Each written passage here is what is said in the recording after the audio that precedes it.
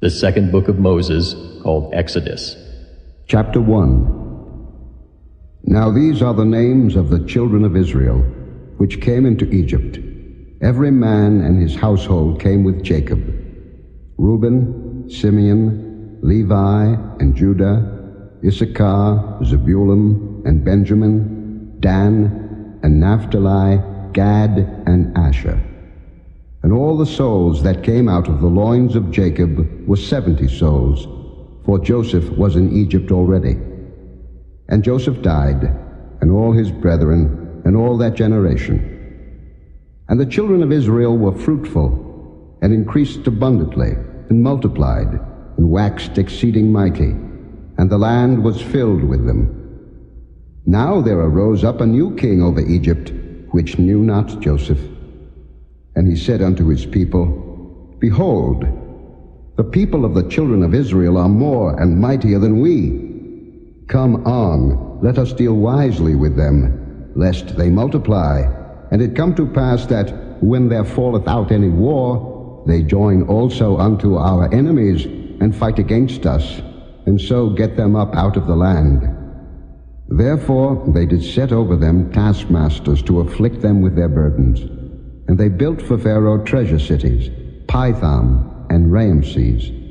But the more they afflicted them, the more they multiplied and grew. And they were grieved because of the children of Israel. And the Egyptians made the children of Israel to serve with rigor. And they made their lives bitter with hard bondage, in mortar and in brick, and in all manner of service in the field. All their service, wherein they made them serve, was with rigor. And the king of Egypt spake to the Hebrew midwives, of which the name of the one was Shiphrah, and the name of the other Pua.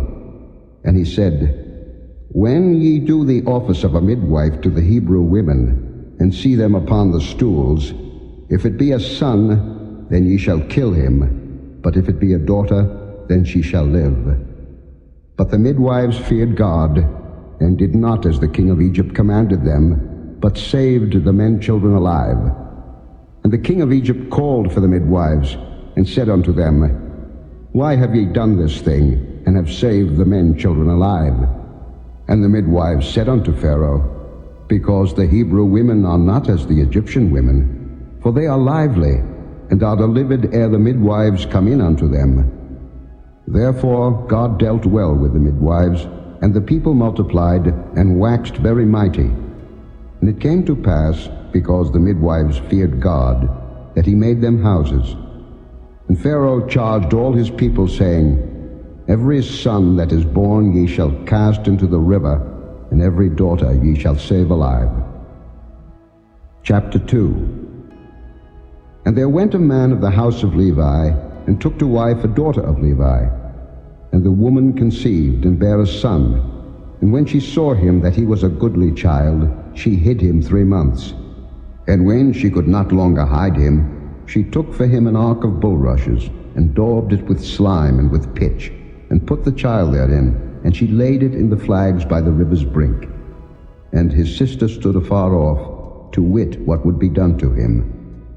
And the daughter of Pharaoh came down to wash herself at the river, and her maidens walked along by the river's side. And when she saw the ark among the flags, she sent her maid to fetch it. And when she had opened it, she saw the child, and behold, the babe wept. And she had compassion on him, and said, This is one of the Hebrews' children. Then said his sister to Pharaoh's daughter, Shall I go and call to thee a nurse of the Hebrew women, that she may nurse the child for thee? And Pharaoh's daughter said to her, Go. And the maid went and called the child's mother. And Pharaoh's daughter said unto her, Take this child away, and nurse it for me, and I will give thee thy wages. And the woman took the child, and nursed it. And the child grew, and she brought him unto Pharaoh's daughter, and he became her son. And she called his name Moses, and she said, Because I drew him out of the water. And it came to pass in those days, when Moses was grown, that he went out unto his brethren, and looked on their burdens. And he spied an Egyptian smiting an Hebrew, one of his brethren. And he looked this way and that way, and when he saw that there was no man, he slew the Egyptian, and hid him in the sand. And when he went out the second day, behold, 2 men of the Hebrews strove together. And he said to him that did the wrong, Wherefore smitest thou thy fellow? And he said, Who made thee a prince and a judge over us? Intendest thou to kill me, as thou killedst the Egyptian? And Moses feared and said, Surely this thing is known. Now when Pharaoh heard this thing, he sought to slay Moses. But Moses fled from the face of Pharaoh, and dwelt in the land of Midian, and he sat down by a well. Now the priest of Midian had 7 daughters, and they came and drew water, and filled the troughs to water their father's flock. And the shepherds came and drove them away. But Moses stood up and helped them, and watered their flock. And when they came to Reuel their father, he said, How is it that ye are come so soon today? And they said, An Egyptian delivered us out of the hand of the shepherds, and also drew water enough for us, and watered the flock. And he said unto his daughters, And where is he? Why is it that ye have left the man? Call him, that he may eat bread. And Moses was content to dwell with the man, and he gave Moses Zipporah his daughter. And she bare him a son, and he called his name Gershom, for he said, I have been a stranger in a strange land.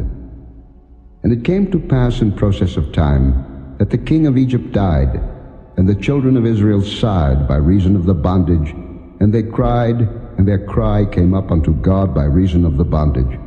And God heard their groaning, and God remembered his covenant with Abraham, with Isaac, and with Jacob. And God looked upon the children of Israel, and God had respect unto them. Chapter 3.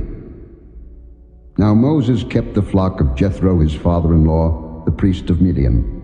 And he led the flock to the backside of the desert, and came to the mountain of God, even to Horeb. And the angel of the Lord appeared unto him in a flame of fire out of the midst of a bush. And he looked, and behold, the bush burned with fire, and the bush was not consumed.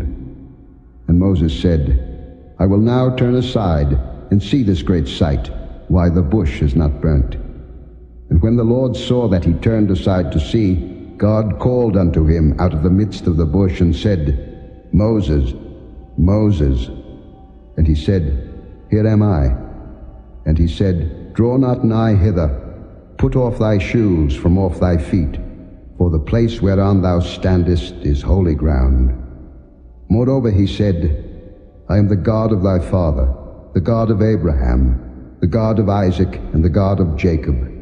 And Moses hid his face, for he was afraid to look upon God. And the Lord said, I have surely seen the affliction of my people which are in Egypt, and have heard their cry by reason of their taskmasters, for I know their sorrows. And I am come down to deliver them out of the land of the Egyptians, and to bring them up out of that land unto a good land and a large, unto a land flowing with milk and honey, unto the place of the Canaanites, and the Hittites, and the Amorites, and the Perizzites, and the Hivites, and the Jebusites. Now therefore, behold, the cry of the children of Israel is come unto me, and I have also seen the oppression wherewith the Egyptians oppress them. Come now therefore, and I will send thee unto Pharaoh, that thou mayest bring forth my people, the children of Israel, out of Egypt.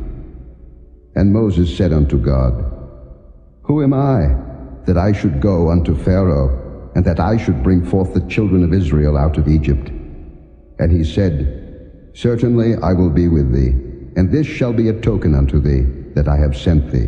When thou hast brought forth the people out of Egypt, ye shall serve God upon this mountain. And Moses said unto God, Behold, when I come unto the children of Israel, and shall say unto them, The God of your fathers hath sent me unto you, and they shall say to me, What is his name? What shall I say unto them? And God said unto Moses, I am that I am. And he said, Thus shalt thou say unto the children of Israel, I am hath sent me unto you. And God said moreover unto Moses, Thus shalt thou say unto the children of Israel, The Lord God of your fathers, the God of Abraham, the God of Isaac, and the God of Jacob, hath sent me unto you. This is my name forever, and this is my memorial unto all generations. Go and gather the elders of Israel together, and say unto them, The Lord God of your fathers, the God of Abraham, of Isaac, and of Jacob, appeared unto me, saying, I have surely visited you, and seen that which is done to you in Egypt. And I have said, I will bring you up out of the affliction of Egypt unto the land of the Canaanites, and the Hittites, and the Amorites, and the Perizzites, and the Hivites, and the Jebusites, unto a land flowing with milk and honey. And they shall hearken to thy voice, and thou shalt come, thou and the elders of Israel, unto the king of Egypt, and ye shall say unto him, The Lord God of the Hebrews hath met with us, and now let us go, we beseech thee, 3 days' journey into the wilderness, that we may sacrifice to the Lord our God. And I am sure that the king of Egypt will not let you go, no, not by a mighty hand. And I will stretch out my hand, and smite Egypt with all my wonders which I will do in the midst thereof. And after that he will let you go. And I will give this people favor in the sight of the Egyptians. And it shall come to pass that when ye go, ye shall not go empty. But every woman shall borrow of her neighbor, and of her that sojourneth in her house, jewels of silver, and jewels of gold, and raiment, and ye shall put them upon your sons and upon your daughters, and ye shall spoil the Egyptians. Chapter 4. And Moses answered and said, But behold, they will not believe me, nor hearken unto my voice, for they will say, The Lord hath not appeared unto thee. And the Lord said unto him, What is that in thine hand? And he said, A rod. And he said, Cast it on the ground. And he cast it on the ground, and it became a serpent. And Moses fled from before it. And the Lord said unto Moses, Put forth thine hand, and take it by the tail. And he put forth his hand, and caught it, and it became a rod in his hand, that they may believe that the Lord God of their fathers, the God of Abraham, the God of Isaac, and the God of Jacob, hath appeared unto thee. And the Lord said furthermore unto him, Put now thine hand into thy bosom. And he put his hand into his bosom. And when he took it out, behold, his hand was leprous as snow. And he said, Put thine hand into thy bosom again. And he put his hand into his bosom again, and plucked it out of his bosom, and behold, it was turned again as his other flesh. And it shall come to pass, if they will not believe thee, neither hearken to the voice of the first sign, that they will believe the voice of the latter sign. And it shall come to pass, if they will not believe also these 2 signs, neither hearken unto thy voice, that thou shalt take of the water of the river, and pour it upon the dry land, and the water which thou takest out of the river shall become blood upon the dry land.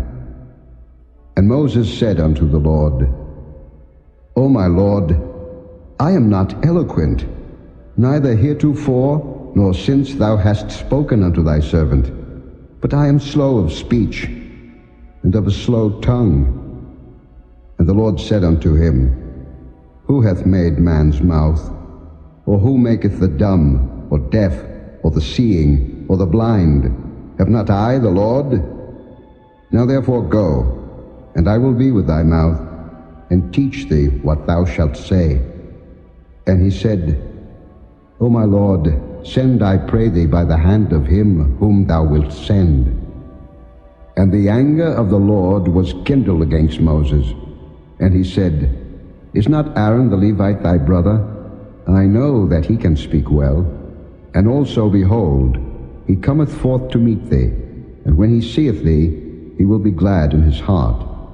And thou shalt speak unto him, and put words in his mouth. And I will be with thy mouth, and with his mouth, and will teach you what ye shall do. And he shall be thy spokesman unto the people. And he shall be, even he shall be to thee instead of a mouth, and thou shalt be to him instead of God. And thou shalt take this rod in thine hand, wherewith thou shalt do signs. And Moses went and returned to Jethro his father-in-law, and said unto him, Let me go, I pray thee, and return unto my brethren which are in Egypt, and see whether they be yet alive. And Jethro said to Moses, Go in peace. And the Lord said unto Moses in Midian, Go, return into Egypt, for all the men are dead which sought thy life. And Moses took his wife and his sons, and set them upon an ass, and he returned to the land of Egypt. And Moses took the rod of God in his hand. And the Lord said unto Moses, When thou goest to return into Egypt, see that thou do all those wonders before Pharaoh, which I have put in thine hand. But I will harden his heart, that he shall not let the people go. And thou shalt say unto Pharaoh, Thus saith the Lord, Israel is my son, even my firstborn. And I say unto thee, Let my son go, that he may serve me. And if thou refuse to let him go, behold, I will slay thy son, even thy firstborn. And it came to pass by the way in the inn, that the Lord met him, and sought to kill him. Then Zipporah took a sharp stone, and cut off the foreskin of her son, and cast it at his feet, and said, Surely a bloody husband art thou to me. So he let him go. Then she said, A bloody husband thou art, because of the circumcision. And the Lord said to Aaron, Go into the wilderness to meet Moses. And he went, and met him in the mount of God, and kissed him. And Moses told Aaron all the words of the Lord who had sent him, and all the signs which he had commanded him. And Moses and Aaron went and gathered together all the elders of the children of Israel.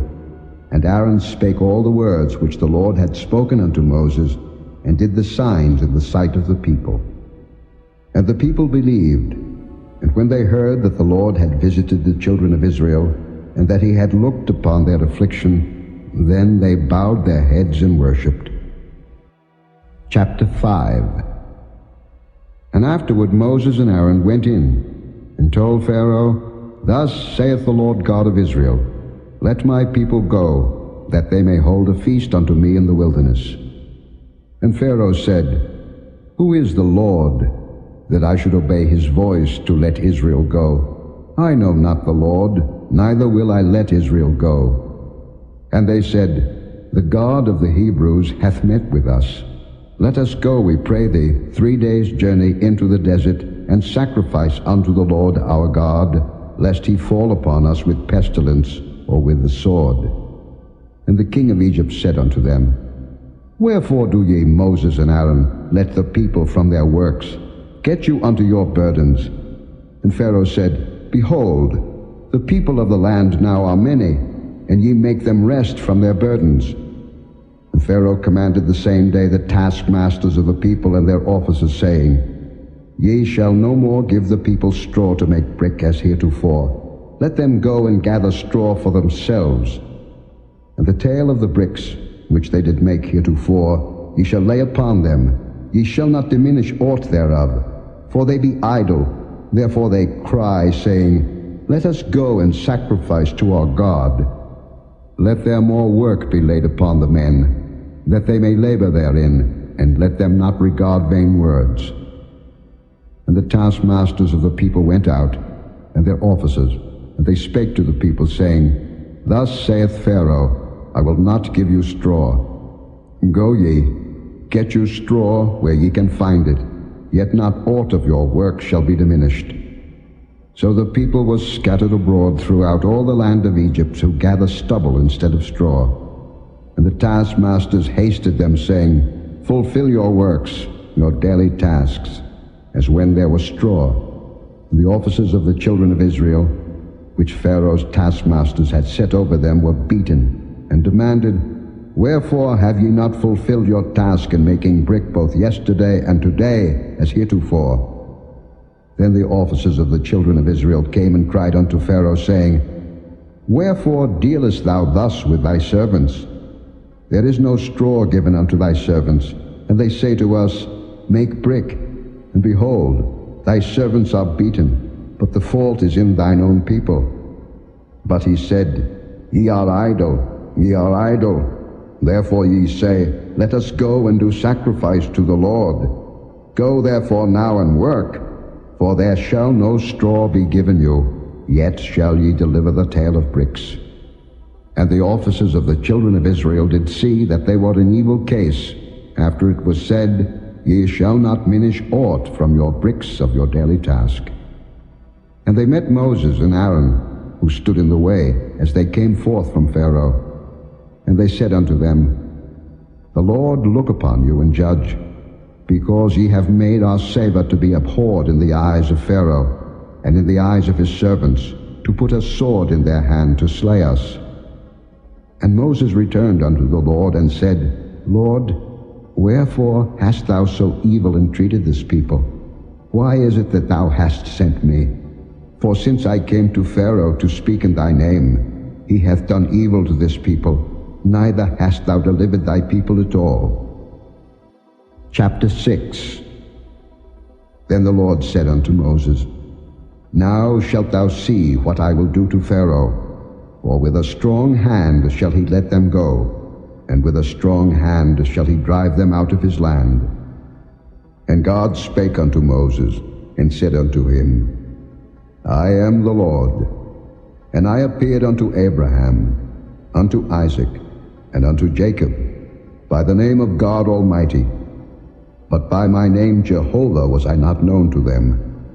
And I have also established my covenant with them, to give them the land of Canaan, the land of their pilgrimage, wherein they were strangers. And I have also heard the groaning of the children of Israel, whom the Egyptians keep in bondage, and I have remembered my covenant. Wherefore say unto the children of Israel, I am the Lord, and I will bring you out from under the burdens of the Egyptians, and I will rid you out of their bondage, and I will redeem you with a stretched out arm, and with great judgments. And I will take you to me for a people, and I will be to you a God, and ye shall know that I am the Lord your God, which bringeth you out from under the burdens of the Egyptians. And I will bring you in unto the land, concerning the which I did swear to give it to Abraham, to Isaac, and to Jacob, and I will give it you for an heritage. I am the Lord. And Moses spake so unto the children of Israel, but they hearkened not unto Moses for anguish of spirit, and for cruel bondage. And the Lord spake unto Moses, saying, Go in, speak unto Pharaoh king of Egypt, that he let the children of Israel go out of his land. And Moses spake before the Lord, saying, Behold, the children of Israel have not hearkened unto me. How then shall Pharaoh hear me, who am of uncircumcised lips? And the Lord spake unto Moses and unto Aaron, and gave them a charge unto the children of Israel, and unto Pharaoh king of Egypt, to bring the children of Israel out of the land of Egypt. These be the heads of their fathers' houses, the sons of Reuben, the firstborn of Israel, Anak, and Palu, Hezron, and Carmi. These be the families of Reuben. And the sons of Simeon, Jemuel, and Jamin, and Ohad, and Jachin, and Zohar, and Shael, the son of the Canaanitish woman. These are the families of Simeon. And these are the names of the sons of Levi according to their generations, Gershon, and Kohath, and Merari. And the years of the life of Levi were 137 years. The sons of Gershon, Libni, and Shimei, according to their families. And the sons of Kohath, Amram, and Izhar, and Hebron, and Uzziel. And the years of the life of Kohath were 133 years. And the sons of Merari, Mahali, and Mushi. These are the families of Levi according to their generations. And Amram took him Jochebed his father's sister to wife, and she bare him Aaron and Moses. And the years of the life of Amram were 137 years. And the sons of Izhar, Korah, and Nepheg, and Zichri. And the sons of Uzziel, Mishael, and Elzaphan, and Zithri. And Aaron took him Elisheba, daughter of Amminadab, sister of Naashon, to wife. And she bare him Nadab, and Abihu, Eleazar, and Ithamar.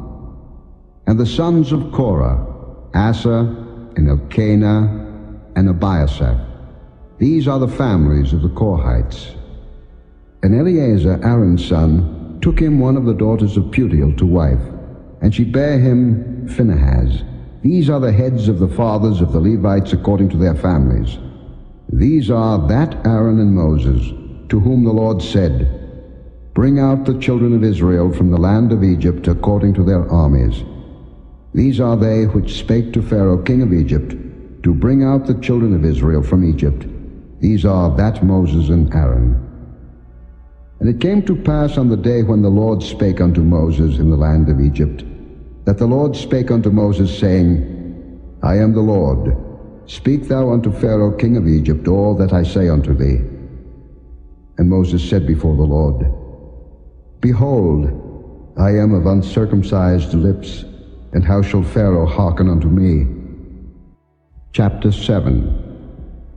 And the Lord said unto Moses, See, I have made thee a god to Pharaoh, and Aaron thy brother shall be thy prophet. Thou shalt speak all that I command thee, and Aaron thy brother shall speak unto Pharaoh, that he send the children of Israel out of his land.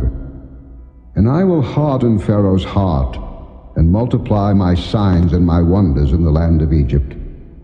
But Pharaoh shall not hearken unto you, that I may lay my hand upon Egypt, and bring forth mine armies, and my people, the children of Israel, out of the land of Egypt by great judgments. And the Egyptians shall know that I am the Lord, when I stretch forth mine hand upon Egypt, and bring out the children of Israel from among them. And Moses and Aaron did as the Lord commanded them, so did they. And Moses was 80 years old, and Aaron 83 years old, when they spake unto Pharaoh. And the Lord spake unto Moses and unto Aaron, saying, When Pharaoh shall speak unto you, saying, Show a miracle for you, then thou shalt say unto Aaron, Take thy rod, and cast it before Pharaoh, and it shall become a serpent. And Moses and Aaron went in unto Pharaoh, and they did so as the Lord had commanded. And Aaron cast down his rod before Pharaoh, and before his servants, and it became a serpent. Then Pharaoh also called the wise men and the sorcerers. Now the magicians of Egypt, they also did in like manner with their enchantments. For they cast down every man his rod, and they became serpents. But Aaron's rod swallowed up their rods. And he hardened Pharaoh's heart, that he hearkened not unto them, as the Lord had said. And the Lord said unto Moses, Pharaoh's heart is hardened. He refuseth to let the people go. Get thee unto Pharaoh in the morning. Lo, he goeth out unto the water, and thou shalt stand by the river's brink against he come, and the rod which was turned to a serpent shalt thou take in thine hand. And thou shalt say unto him, The Lord God of the Hebrews hath sent me unto thee, saying, Let my people go, that they may serve me in the wilderness. And behold, hitherto thou wouldest not hear. Thus saith the Lord, In this thou shalt know that I am the Lord. Behold, I will smite with the rod that is in mine hand upon the waters which are in the river, and they shall be turned to blood. And the fish that is in the river shall die, and the river shall stink, and the Egyptians shall loathe to drink of the water of the river. And the Lord spake unto Moses, Say unto Aaron, Take thy rod, and stretch out thine hand upon the waters of Egypt, upon their streams, upon their rivers, and upon their ponds, and upon all their pools of water, that they may become blood, and that there may be blood throughout all the land of Egypt, both in vessels of wood and in vessels of stone. And Moses and Aaron did so, as the Lord commanded, and he lifted up the rod, and smote the waters that were in the river in the sight of Pharaoh, and in the sight of his servants, and all the waters that were in the river were turned to blood. And the fish that was in the river died, and the river stank, and the Egyptians could not drink of the water of the river, and there was blood throughout all the land of Egypt. And the magicians of Egypt did so with their enchantments. And Pharaoh's heart was hardened, neither did he hearken unto them, as the Lord had said. And Pharaoh turned and went into his house, neither did he set his heart to this also. And all the Egyptians digged round about the river for water to drink, for they could not drink of the water of the river. And 7 days were fulfilled, after that the Lord had smitten the river. Chapter 8. And the Lord spake unto Moses, Go unto Pharaoh, and say unto him, Thus saith the Lord, Let my people go, that they may serve me. And if thou refuse to let them go, behold, I will smite all thy borders with frogs, and the river shall bring forth frogs abundantly, which shall go up and come into thine house, and into thy bedchamber, and upon thy bed, and into the house of thy servants, and upon thy people, and into thine ovens, and into thy kneading troughs. And the frogs shall come up both on thee, and upon thy people, and upon all thy servants. And the Lord spake unto Moses, Say unto Aaron, Stretch forth thine hand with thy rod over the streams, over the rivers, and over the ponds, and cause frogs to come up upon the land of Egypt. And Aaron stretched out his hand over the waters of Egypt, and the frogs came up, and covered the land of Egypt. And the magicians did so with their enchantments, and brought up frogs upon the land of Egypt. Then Pharaoh called for Moses and Aaron, and said, Entreat the Lord, that he may take away the frogs from me, and from my people, and I will let the people go, that they may do sacrifice unto the Lord. And Moses said unto Pharaoh, Glory over me, when shall I entreat for thee, and for thy servants, and for thy people, to destroy the frogs from thee and thy houses, that they may remain in the river only? And he said, Tomorrow. And he said, Be it according to thy word, that thou mayest know that there is none like unto the Lord our God. And the frogs shall depart from thee, and from thy houses, and from thy servants, and from thy people. They shall remain in the river only. And Moses and Aaron went out from Pharaoh, and Moses cried unto the Lord because of the frogs which he had brought against Pharaoh.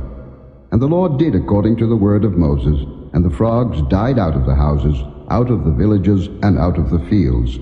And they gathered them together upon heaps, and the land stank. But when Pharaoh saw that there was respite, he hardened his heart, and hearkened not unto them, as the Lord had said. And the Lord said unto Moses, Say unto Aaron, Stretch out thy rod, and smite the dust of the land, that it may become lice throughout all the land of Egypt. And they did so. For Aaron stretched out his hand with his rod, and smote the dust of the earth, and it became lice in man and in beast. All the dust of the land became lice throughout all the land of Egypt. And the magicians did so with their enchantments to bring forth lice, but they could not, so there were lice upon man and upon beast. Then the magicians said unto Pharaoh, This is the finger of God. And Pharaoh's heart was hardened, and he hearkened not unto them, as the Lord had said. And the Lord said unto Moses, Rise up early in the morning, and stand before Pharaoh. Lo, he cometh forth to the water, and say unto him, Thus saith the Lord, Let my people go, that they may serve me. Else, if thou wilt not let my people go, behold, I will send swarms of flies upon thee, and upon thy servants, and upon thy people, and into thy houses, and the houses of the Egyptians shall be full of swarms of flies, and also the ground whereon they are. And I will sever in that day the land of Goshen, in which my people dwell, that no swarms of flies shall be there, to the end thou mayest know that I am the Lord in the midst of the earth. And I will put a division between my people and thy people. Tomorrow shall this sign be. And the Lord did so, and there came a grievous swarm of flies into the house of Pharaoh, and into his servants' houses, and into all the land of Egypt. The land was corrupted by reason of the swarm of flies. And Pharaoh called for Moses and for Aaron, and said, Go ye, sacrifice to your God in the land. And Moses said, It is not meet so to do. For we shall sacrifice the abomination of the Egyptians to the Lord our God. Lo, shall we sacrifice the abomination of the Egyptians before their eyes? And will they not stone us? We will go 3 days' journey into the wilderness, and sacrifice to the Lord our God, as he shall command us. And Pharaoh said, I will let you go, that ye may sacrifice to the Lord your God in the wilderness. Only ye shall not go very far away. Entreat for me. And Moses said, Behold, I go out from thee, and I will entreat the Lord that the swarms of flies may depart from Pharaoh, from his servants, and from his people tomorrow. But let not Pharaoh deal deceitfully any more in not letting the people go to sacrifice to the Lord. And Moses went out from Pharaoh and entreated the Lord. And the Lord did according to the word of Moses, and he removed the swarms of flies from Pharaoh, from his servants, and from his people. There remained not one. And Pharaoh hardened his heart at this time also, neither would he let the people go. Chapter 9. Then the Lord said unto Moses, Go in unto Pharaoh, and tell him, Thus saith the Lord God of the Hebrews, Let my people go, that they may serve me.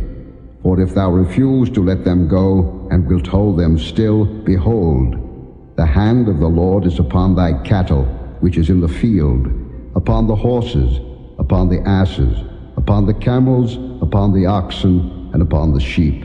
There shall be a very grievous murrain. And the Lord shall sever between the cattle of Israel and the cattle of Egypt, and there shall nothing die of all that is the children's of Israel.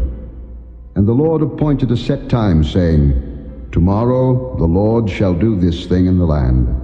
And the Lord did that thing on the morrow, and all the cattle of Egypt died, but of the cattle of the children of Israel died not one.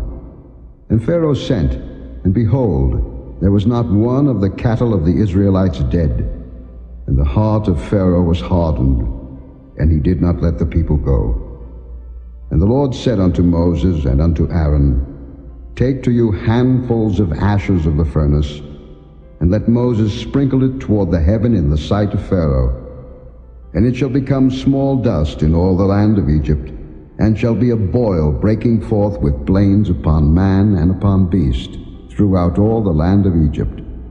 And they took ashes of the furnace, and stood before Pharaoh, and Moses sprinkled it up toward heaven, and it became a boil breaking forth with blains upon man and upon beast. And the magicians could not stand before Moses because of the boils, for the boil was upon the magicians, and upon all the Egyptians. And the Lord hardened the heart of Pharaoh, and he hearkened not unto them, as the Lord had spoken unto Moses. And the Lord said unto Moses, Rise up early in the morning, and stand before Pharaoh, and say unto him, Thus saith the Lord God of the Hebrews, Let my people go, that they may serve me. For I will at this time send all my plagues upon thine heart, and upon thy servants, and upon thy people, that thou mayest know that there is none like me in all the earth. For now I will stretch out my hand, that I may smite thee and thy people with pestilence, and thou shalt be cut off from the earth.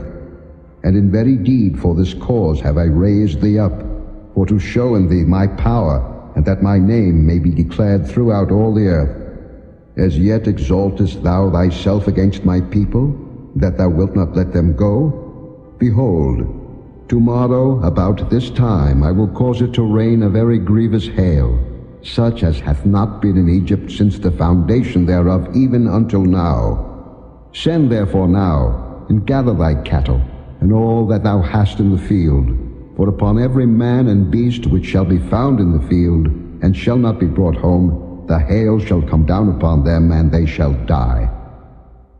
He that feared the word of the Lord among the servants of Pharaoh made his servants and his cattle flee into the houses. And he that regarded not the word of the Lord left his servants and his cattle in the field. And the Lord said unto Moses, Stretch forth thine hand toward heaven, that there may be hail in all the land of Egypt, upon man and upon beast, and upon every herb of the field throughout the land of Egypt. And Moses stretched forth his rod toward heaven, And the Lord sent thunder and hail, and the fire ran along upon the ground, and the Lord rained hail upon the land of Egypt. So there was hail, and fire mingled with the hail, very grievous, such as there was none like it in all the land of Egypt since it became a nation. And the hail smote throughout all the land of Egypt all that was in the field, both man and beast, and the hail smote every herb of the field, and brake every tree of the field. Only in the land of Goshen, where the children of Israel were, was there no hail. And Pharaoh sent and called for Moses and Aaron, and said unto them, I have sinned this time. The Lord is righteous, and I and my people are wicked. Entreat the Lord, for it is enough, that there be no more mighty thunderings and hail, and I will let you go, and ye shall stay no longer. And Moses said unto him, As soon as I am gone out of the city, I will spread abroad my hands unto the Lord, and the thunder shall cease, neither shall there be any more hail, that thou mayest know how that the earth is the Lord's. But as for thee and thy servants, I know that ye will not yet fear the Lord God. And the flax and the barley was smitten, for the barley was in the ear, and the flax was bold. But the wheat and the rye were not smitten, for they were not grown up. And Moses went out of the city from Pharaoh, and spread abroad his hands unto the Lord, and the thunders and hail ceased, and the rain was not poured upon the earth. And when Pharaoh saw that the rain and the hail and the thunders were ceased, he sinned yet more, and hardened his heart, he and his servants. And the heart of Pharaoh was hardened, neither would he let the children of Israel go, as the Lord had spoken by Moses. Chapter 10. And the Lord said unto Moses, Go in unto Pharaoh, for I have hardened his heart, and the heart of his servants, that I might show these my signs before him, and that thou mayest tell in the ears of thy son, and of thy son's son, what things I have wrought in Egypt, and my signs which I have done among them, that ye may know how that I am the Lord. And Moses and Aaron came in unto Pharaoh, and said unto him, Thus saith the Lord God of the Hebrews, How long wilt thou refuse to humble thyself before me? Let my people go, that they may serve me. Else, if thou refuse to let my people go, behold, tomorrow will I bring the locust into thy coast, and they shall cover the face of the earth, that one cannot be able to see the earth, and they shall eat the residue of that which is escaped, which remaineth unto you from the hail, and shall eat every tree which groweth for you out of the field. And they shall fill thy houses, and the houses of all thy servants, and the houses of all the Egyptians, which neither thy fathers nor thy fathers' fathers have seen, since the day that they were upon the earth unto this day. And he turned himself, and went out from Pharaoh. And Pharaoh's servants said unto him, How long shall this man be a snare unto us? Let the men go, that they may serve the Lord their God. Knowest thou not yet that Egypt is destroyed? And Moses and Aaron were brought again unto Pharaoh. And he said unto them, Go, serve the Lord your God. But who are they that shall go? And Moses said, We will go with our young and with our old, with our sons and with our daughters, with our flocks and with our herds will we go. For we must hold a feast unto the Lord. And he said unto them, Let the Lord be so with you, as I will let you go. And your little ones, look to it, for evil is before you. Not so. Go now, ye that are men, and serve the Lord, for that ye did desire. And they were driven out from Pharaoh's presence. And the Lord said unto Moses, Stretch out thine hand over the land of Egypt for the locusts, that they may come up upon the land of Egypt, and eat every herb of the land, even all that the hail hath left. And Moses stretched forth his rod over the land of Egypt, and the Lord brought an east wind upon the land all that day and all that night. And when it was morning, the east wind brought the locusts. And the locusts went up over all the land of Egypt, and rested in all the coasts of Egypt. very grievous were they. Before them there were no such locusts as they, neither after them shall be such. For they covered the face of the whole earth, so that the land was darkened, and they did eat every herb of the land, and all the fruit of the trees which the hail had left. And there remained not any green thing in the trees, or in the herbs of the field, through all the land of Egypt. Then Pharaoh called for Moses and Aaron in haste, and he said, I have sinned against the Lord your God and against you. Now therefore forgive, I pray thee, my sin only this once, and entreat the Lord your God, that he may take away from me this death only. And he went out from Pharaoh, and entreated the Lord. And the Lord turned a mighty strong west wind, which took away the locusts, and cast them into the Red Sea. There remained not one locust in all the coasts of Egypt. But the Lord hardened Pharaoh's heart, so that he would not let the children of Israel go. And the Lord said unto Moses, Stretch out thine hand toward heaven, that there may be darkness over the land of Egypt, even darkness which may be felt. And Moses stretched forth his hand toward heaven, and there was a thick darkness in all the land of Egypt 3 days. They saw not one another, neither rose any from his place for 3 days. But all the children of Israel had light in their dwellings. And Pharaoh called unto Moses and said, Go ye, serve the Lord. Only let your flocks and your herds be stayed. Let your little ones also go with you. And Moses said, Thou must give us also sacrifices and burnt offerings, that we may sacrifice unto the Lord our God. Our cattle also shall go with us. There shall not an hoof be left behind, for thereof must we take to serve the Lord our God. And we know not with what we must serve the Lord, until we come thither. But the Lord hardened Pharaoh's heart, and he would not let them go. And Pharaoh said unto him, Get thee from me, take heed to thyself, see my face no more, for in that day thou seest my face, thou shalt die. And Moses said, Thou hast spoken well. I will see thy face again no more. Chapter 11. And the Lord said unto Moses, Yet will I bring one plague more upon Pharaoh and upon Egypt. Afterwards he will let you go hence. When he shall let you go, he shall surely thrust you out hence altogether. Speak now in the ears of the people, and let every man borrow of his neighbor, and every woman of her neighbor, jewels of silver and jewels of gold. And the Lord gave the people favor in the sight of the Egyptians. Moreover, the man Moses was very great in the land of Egypt, in the sight of Pharaoh's servants, and in the sight of the people. And Moses said, Thus saith the Lord, About midnight will I go out into the midst of Egypt, and all the firstborn in the land of Egypt shall die, from the firstborn of Pharaoh that sitteth upon his throne, even unto the firstborn of the maidservant that is behind the mill, and all the firstborn of beasts.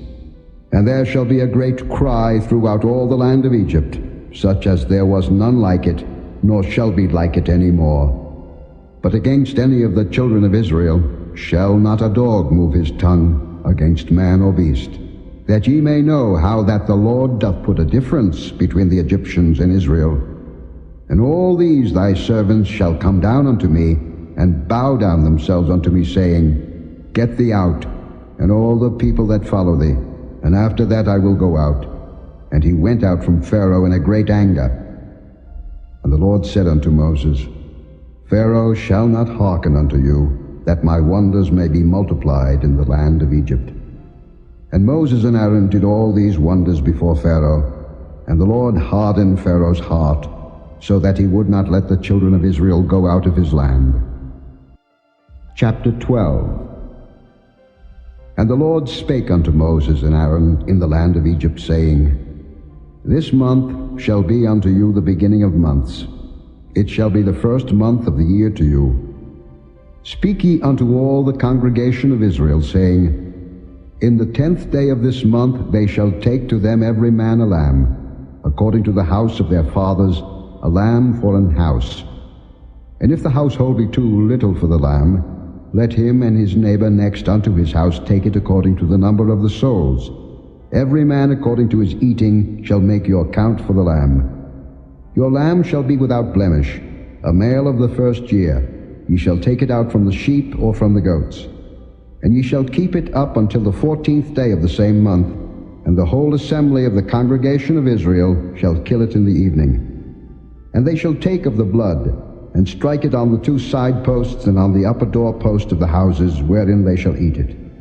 And they shall eat the flesh in that night, roast with fire, and unleavened bread, and with bitter herbs they shall eat it. Eat not of it raw, nor sodden it all with water, but roast with fire, his head with his legs, and with the purtenance thereof.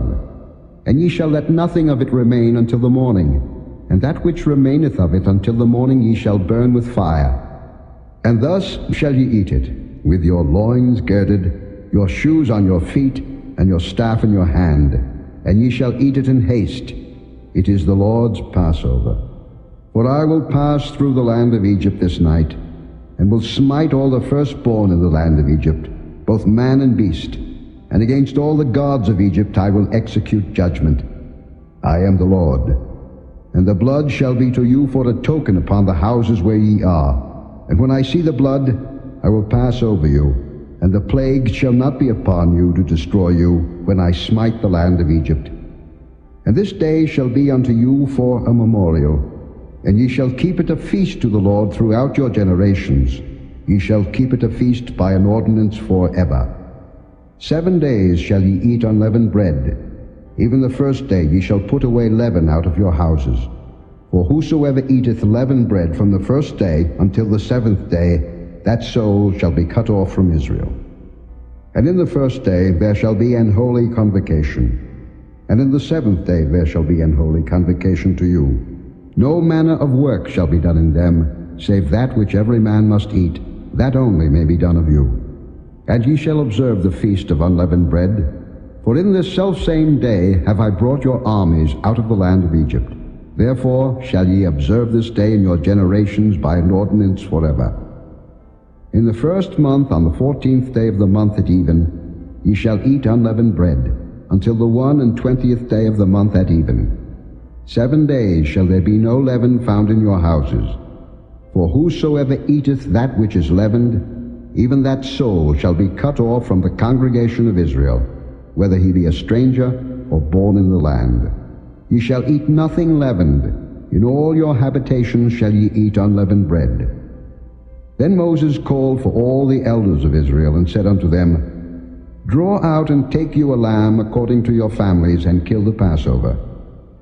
And ye shall take a bunch of hyssop, and dip it in the blood that is in the basin, and strike the lintel and the 2 side posts with the blood that is in the basin. And none of you shall go out at the door of his house until the morning. For the Lord will pass through to smite the Egyptians. And when he seeth the blood upon the lintel and on the 2 side posts, the Lord will pass over the door, and will not suffer the destroyer to come in unto your houses to smite you. And ye shall observe this thing for an ordinance to thee and to thy sons forever. And it shall come to pass, when ye be come to the land which the Lord will give you, according as he hath promised, that ye shall keep this service. And it shall come to pass, when your children shall say unto you, What mean ye by this service? That ye shall say, It is the sacrifice of the Lord's Passover, who passed over the houses of the children of Israel in Egypt, when he smote the Egyptians, and delivered our houses. And the people bowed the head and worshipped. And the children of Israel went away, and did as the Lord had commanded Moses and Aaron, so did they. And it came to pass, that at midnight the Lord smote all the firstborn in the land of Egypt, from the firstborn of Pharaoh that sat on his throne, unto the firstborn of the captive that was in the dungeon, and all the firstborn of cattle. And Pharaoh rose up in the night, he and all his servants, and all the Egyptians. And there was a great cry in Egypt, for there was not a house where there was not one dead. And he called for Moses and Aaron by night, and said, Rise up, and get you forth from among my people, both ye and the children of Israel, and go, serve the Lord, as ye have said. Also take your flocks and your herds, as ye have said, and be gone, and bless me also.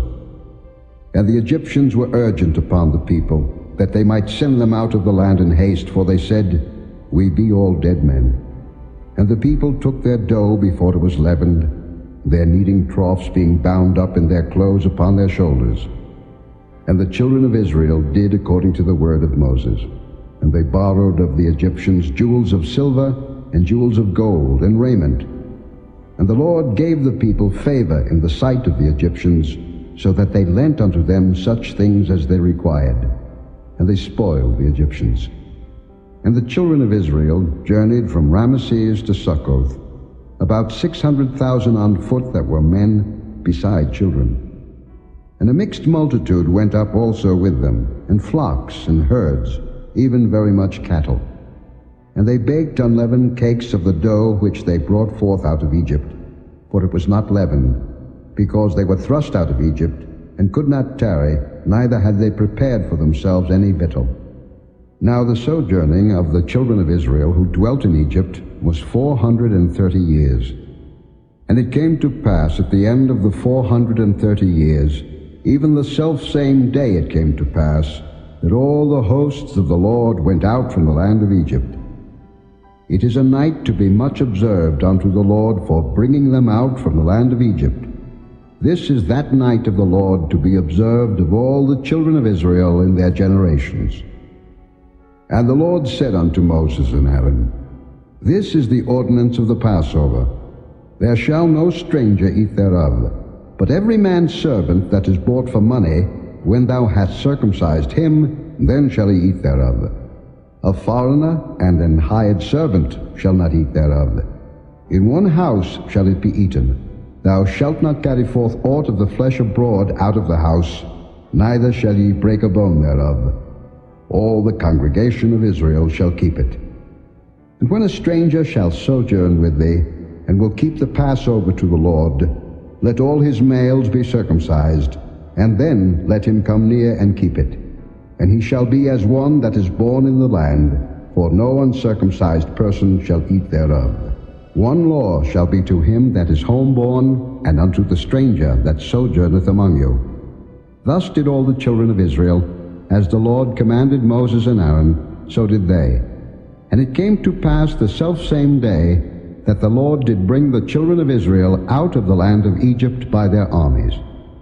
Chapter 13. And the Lord spake unto Moses, saying, Sanctify unto me all the firstborn, whatsoever openeth the womb among the children of Israel, both of man and of beast, it is mine. And Moses said unto the people, Remember this day in which ye came out from Egypt, out of the house of bondage, for by strength of hand the Lord brought you out from this place. There shall no leavened bread be eaten. This day came ye out in the month Abib. And it shall be when the Lord shall bring thee into the land of the Canaanites, and the Hittites, and the Amorites, and the Hivites, and the Jebusites, which he sware unto thy fathers to give thee, a land flowing with milk and honey, that thou shalt keep this service in this month. 7 days thou shalt eat unleavened bread, and in the 7th day shall be a feast to the Lord. Unleavened bread shall be eaten 7 days, and there shall no leavened bread be seen with thee, neither shall there be leaven seen with thee in all thy quarters. And thou shalt show thy son in that day, saying, This is done because of that which the Lord did unto me when I came forth out of Egypt. And it shall be for a sign unto thee upon thine hand, and for a memorial between thine eyes, that the Lord's law may be in thy mouth, for with a strong hand hath the Lord brought thee out of Egypt. Thou shalt therefore keep this ordinance in his season from year to year. And it shall be when the Lord shall bring thee into the land of the Canaanites, as he sware unto thee and to thy fathers, and shall give it thee, that thou shalt set apart unto the Lord all that openeth the matrix, and every firstling that cometh of a beast which thou hast. The males shall be the Lord's. And every firstling of an ass thou shalt redeem with a lamb. And if thou wilt not redeem it, then thou shalt break his neck, and all the firstborn of man among thy children shalt thou redeem.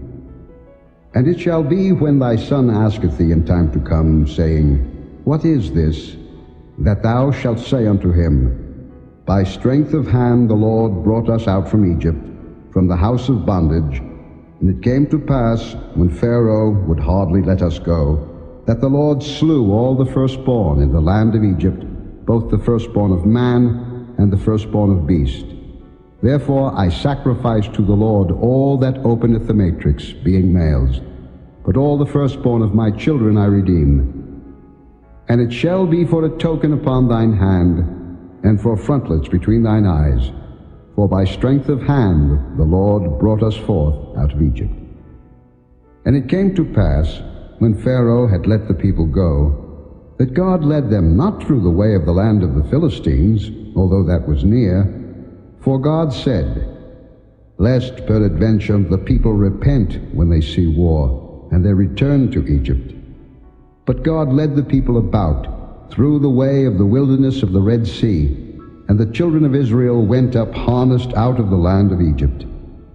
And Moses took the bones of Joseph with him, for he had straitly sworn the children of Israel, saying, God will surely visit you, and ye shall carry up my bones away hence with you. And they took their journey from Succoth, and encamped in Etham in the edge of the wilderness. And the Lord went before them by day in a pillar of a cloud, to lead them the way, and by night in a pillar of fire, to give them light, to go by day and night. He took not away the pillar of the cloud by day, nor the pillar of fire by night from before the people. Chapter 14. And the Lord spake unto Moses, saying, Speak unto the children of Israel, that they turn and encamp before Pihahiroth, between Migdol and the sea, over against Baal-zephon. Before it shall ye encamp by the sea. For Pharaoh will say of the children of Israel, They are entangled in the land, the wilderness hath shut them in. And I will harden Pharaoh's heart, that he shall follow after them. And I will be honored upon Pharaoh, and upon all his host, that the Egyptians may know that I am the Lord. And they did so. And it was told the king of Egypt that the people fled, and the heart of Pharaoh and of his servants was turned against the people, and they said, Why have we done this, that we have let Israel go from serving us? And he made ready his chariot, and took his people with him.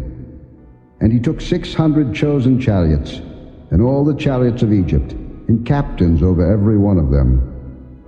And the Lord hardened the heart of Pharaoh king of Egypt, and he pursued after the children of Israel.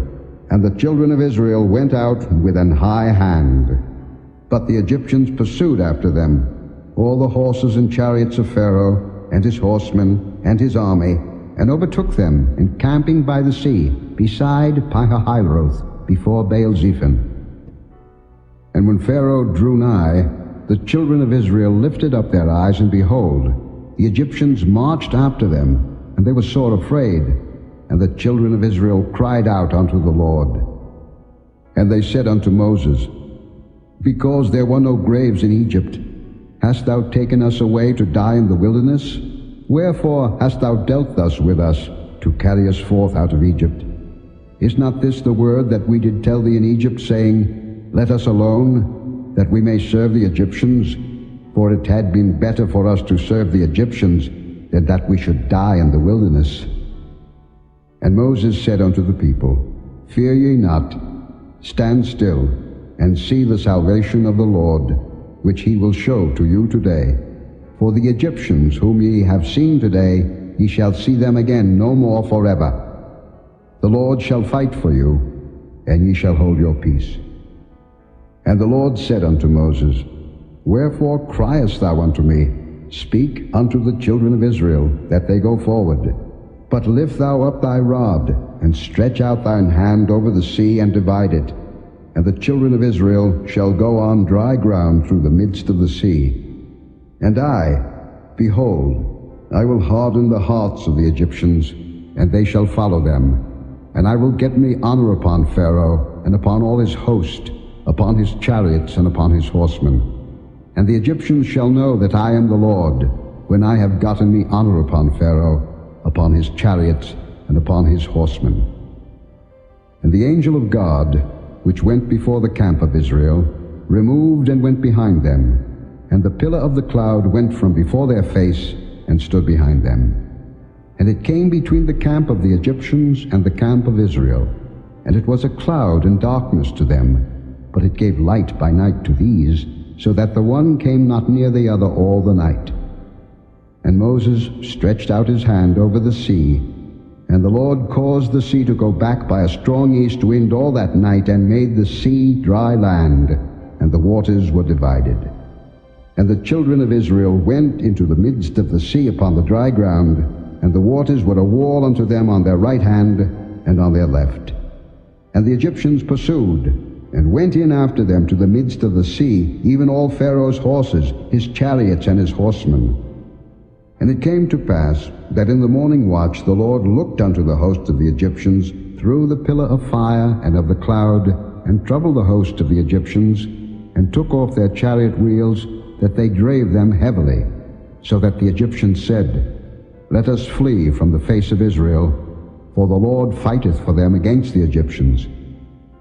And the Lord said unto Moses, Stretch out thine hand over the sea, that the waters may come again upon the Egyptians, upon their chariots, and upon their horsemen. And Moses stretched forth his hand over the sea, and the sea returned to his strength when the morning appeared, and the Egyptians fled against it, and the Lord overthrew the Egyptians in the midst of the sea. And the waters returned, and covered the chariots, and the horsemen, and all the host of Pharaoh that came into the sea after them. There remained not so much as one of them. But the children of Israel walked upon dry land in the midst of the sea, and the waters were a wall unto them on their right hand and on their left. Thus the Lord saved Israel that day out of the hand of the Egyptians, and Israel saw the Egyptians dead upon the seashore. And Israel saw that great work which the Lord did upon the Egyptians, and the people feared the Lord, and believed the Lord and his servant Moses. Chapter 15. Then sang Moses and the children of Israel this song unto the Lord, and spake, saying, I will sing unto the Lord, for he hath triumphed gloriously. The horse and his rider hath he thrown into the sea. The Lord is my strength and song, and he is become my salvation. He is my God, and I will prepare him an habitation, my father's God, and I will exalt him. The Lord is a man of war, the Lord is his name. Pharaoh's chariots and his host hath he cast into the sea. His chosen captains also are drowned in the Red Sea. The depths have covered them, they sank into the bottom as a stone. Thy right hand, O Lord, is become glorious in power. Thy right hand, O Lord, hath dashed in pieces the enemy. And in the greatness of thine excellency thou hast overthrown them that rose up against thee. Thou sentest forth thy wrath, which consumed them as stubble. And with the blast of thy nostrils the waters were gathered together. The floods stood upright as an heap, and the depths were congealed in the heart of the sea. The enemy said, I will pursue, I will overtake, I will divide the spoil. My lust shall be satisfied upon them. I will draw my sword, my hand shall destroy them. Thou didst blow with thy wind, the sea covered them, they sank as lead in the mighty waters. Who is like unto thee, O Lord, among the gods? Who is like thee, glorious in holiness, fearful in praises, doing wonders? Thou stretchedst out thy right hand, the earth swallowed them. Thou in thy mercy hast led forth the people which thou hast redeemed. Thou hast guided them in thy strength unto thy holy habitation. The people shall hear and be afraid. Sorrow shall take hold on the inhabitants of Palestina. Then the dukes of Edom shall be amazed. The mighty men of Moab, trembling, shall take hold upon them. All the inhabitants of Canaan shall melt away. Fear and dread shall fall upon them. By the greatness of thine arm they shall be as still as a stone, till thy people pass over, O Lord, till the people pass over, which thou hast purchased. Thou shalt bring them in, and plant them in the mountain of thine inheritance, in the place, O Lord, which thou hast made for thee to dwell in the sanctuary, O Lord, which thy hands have established. The Lord shall reign for ever and ever. For the horse of Pharaoh went in with his chariots and with his horsemen into the sea, and the Lord brought again the waters of the sea upon them. But the children of Israel went on dry land in the midst of the sea. And Miriam the prophetess, the sister of Aaron, took a timbrel in her hand, and all the women went out after her with timbrels and with dances. And Miriam answered them, Sing ye to the Lord, for he hath triumphed gloriously. The horse and his rider hath he thrown into the sea. So Moses brought Israel from the Red Sea, and they went out into the wilderness of Shur, and they went 3 days in the wilderness and found no water. And when they came to Marah, they could not drink of the waters of Marah, for they were bitter.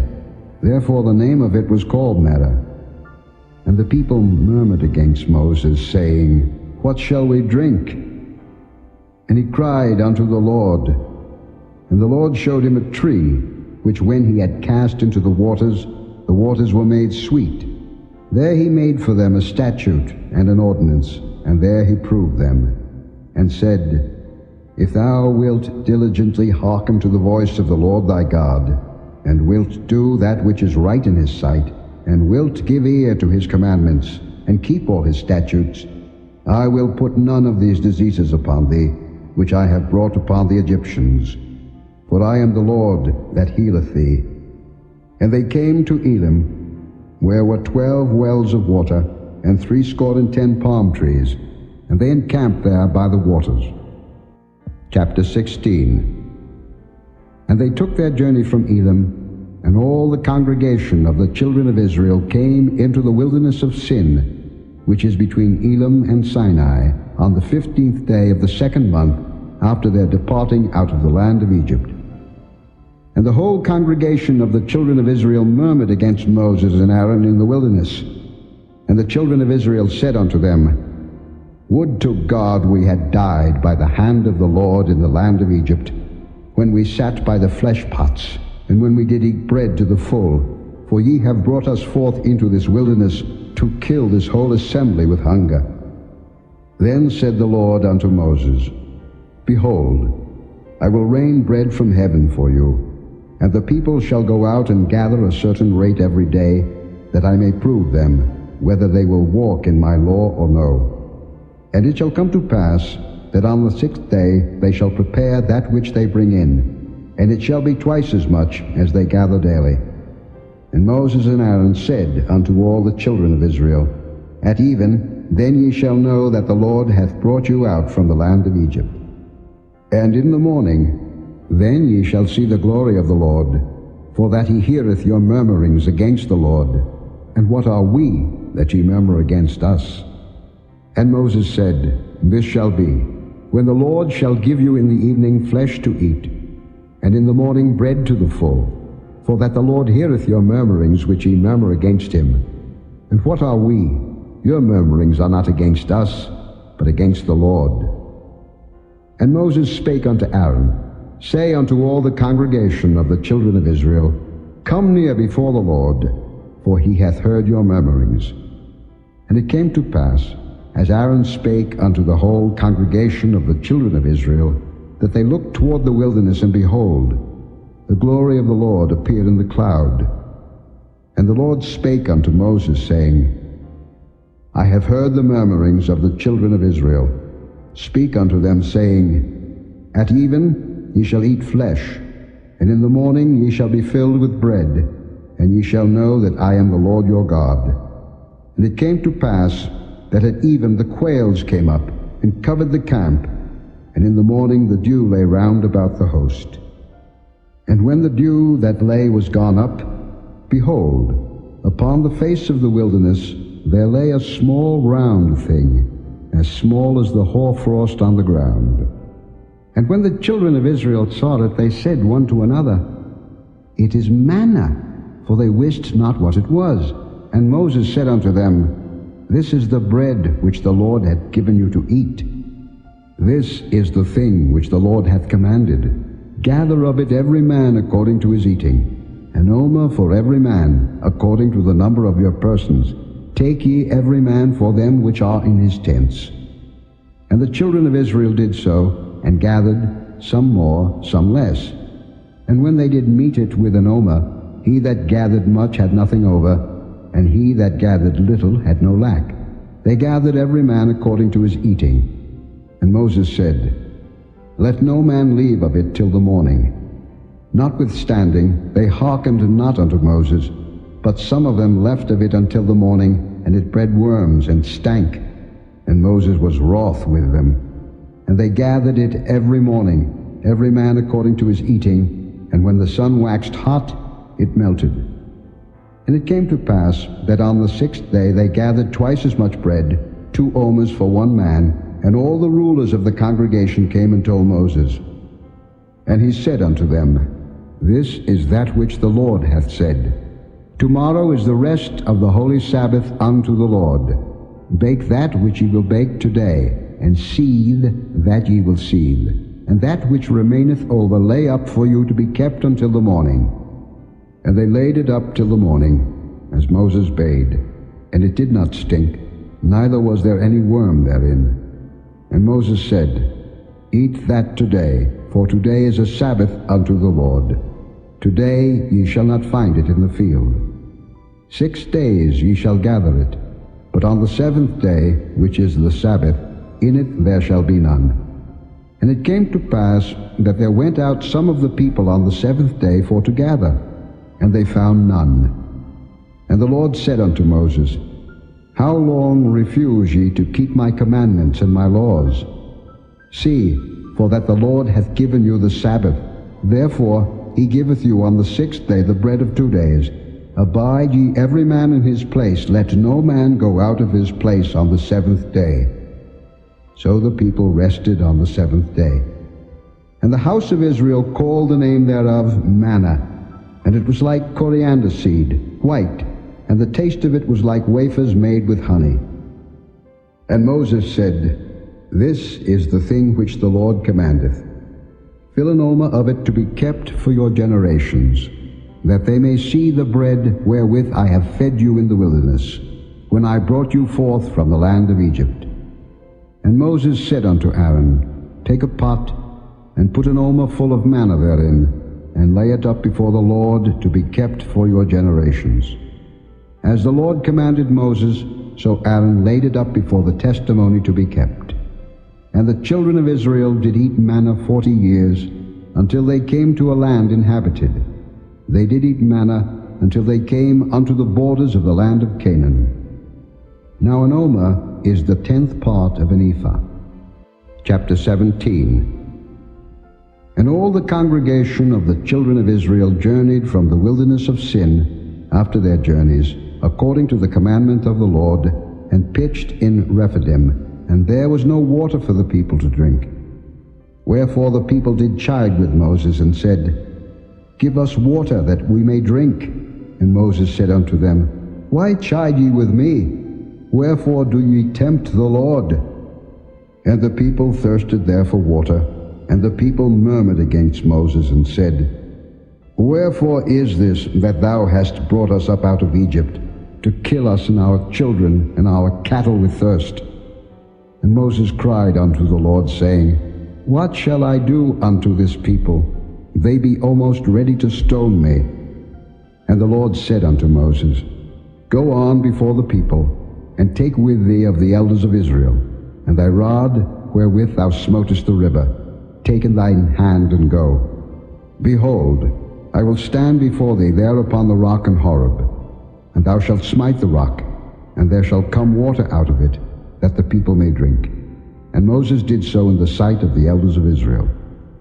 And he called the name of the place Massah and Meribah, because of the chiding of the children of Israel, and because they tempted the Lord, saying, Is the Lord among us or not? Then came Amalek, and fought with Israel in Rephidim. And Moses said unto Joshua, Choose us out men, and go out, fight with Amalek.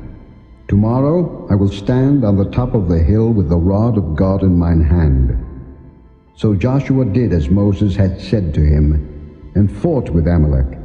And Moses, Aaron, and Hur went up to the top of the hill. And it came to pass, when Moses held up his hand, that Israel prevailed, and when he let down his hand, Amalek prevailed. But Moses' hands were heavy, and they took a stone and put it under him, and he sat thereon. And Aaron and Hur stayed up his hands, the one on the one side, and the other on the other side, and his hands were steady until the going down of the sun. And Joshua discomfited Amalek and his people with the edge of the sword. And the Lord said unto Moses, Write this for a memorial in a book, and rehearse it in the ears of Joshua, for I will utterly put out the remembrance of Amalek from under heaven. And Moses built an altar, and called the name of it Jehovah Nissi. For he said, Because the Lord hath sworn that the Lord will have war with Amalek from generation to generation. Chapter 18.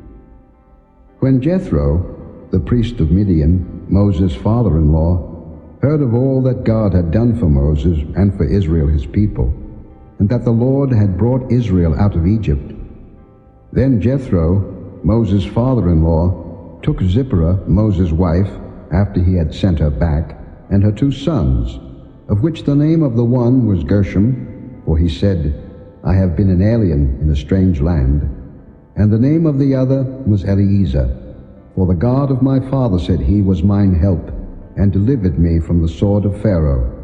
And Jethro, Moses' father-in-law, came with his sons and his wife unto Moses into the wilderness, where he encamped at the mount of God. And he said unto Moses, I, thy father-in-law Jethro, am come unto thee, and thy wife, and her 2 sons with her. And Moses went out to meet his father-in-law, and did obeisance, and kissed him, and they asked each other of their welfare, and they came into the tent.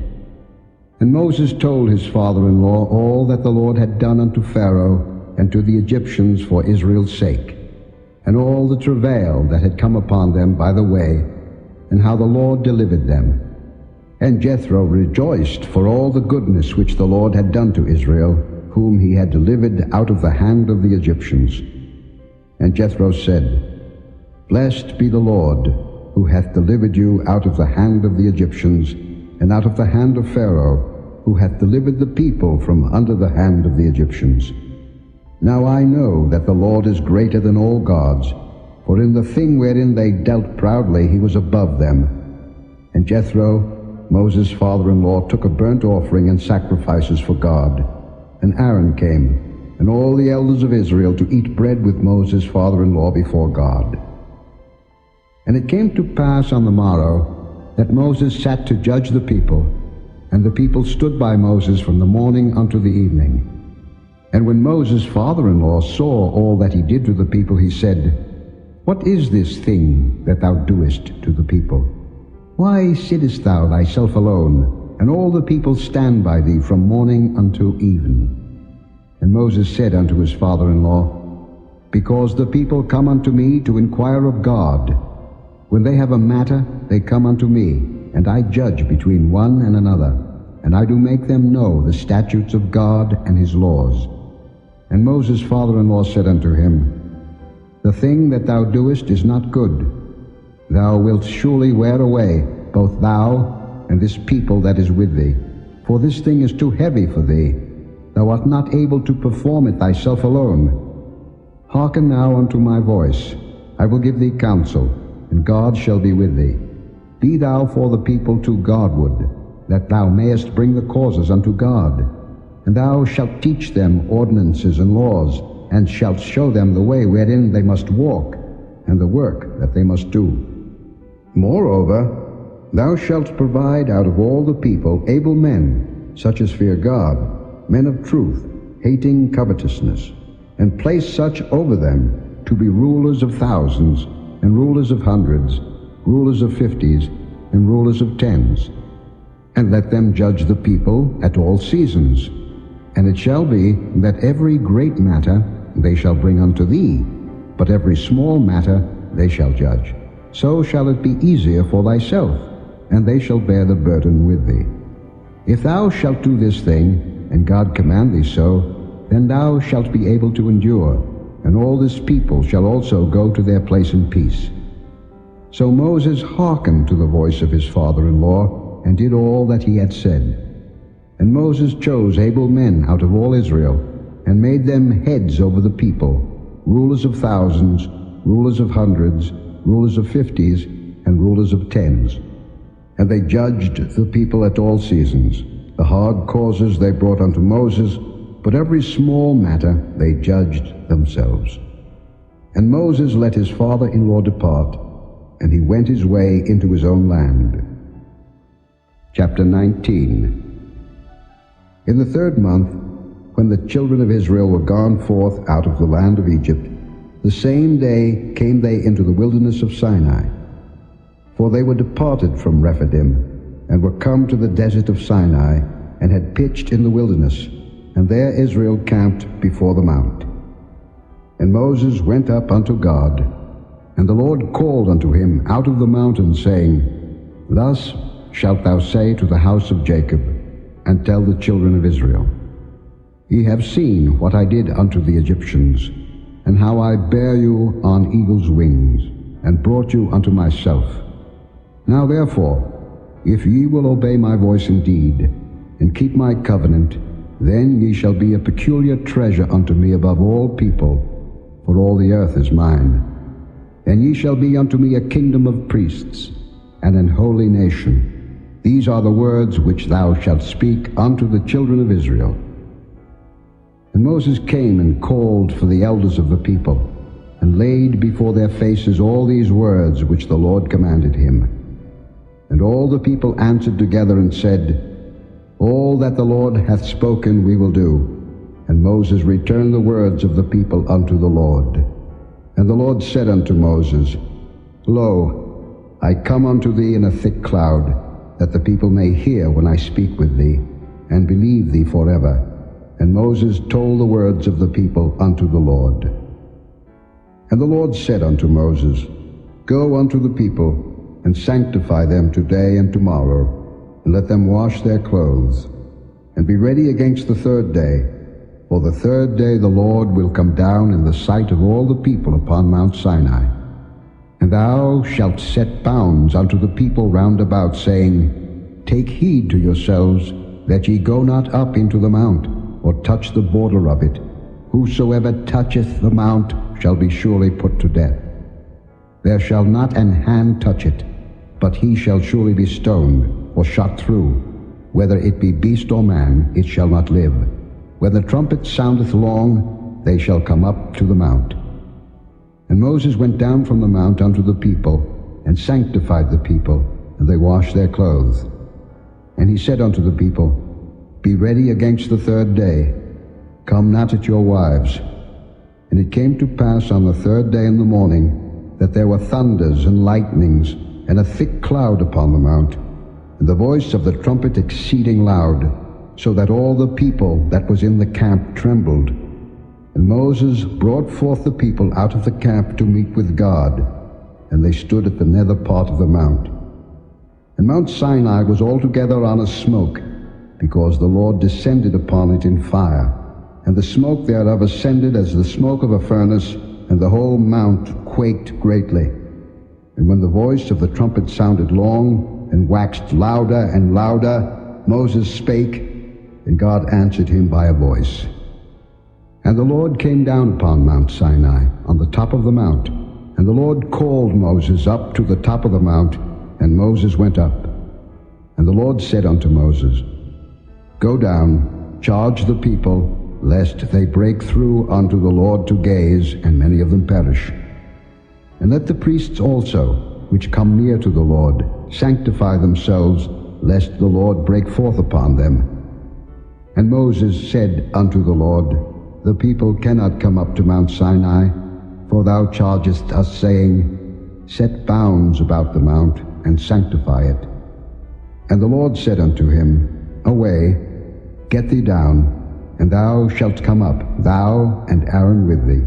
But let not the priests and the people break through to come up unto the Lord, lest he break forth upon them. So Moses went down unto the people, and spake unto them.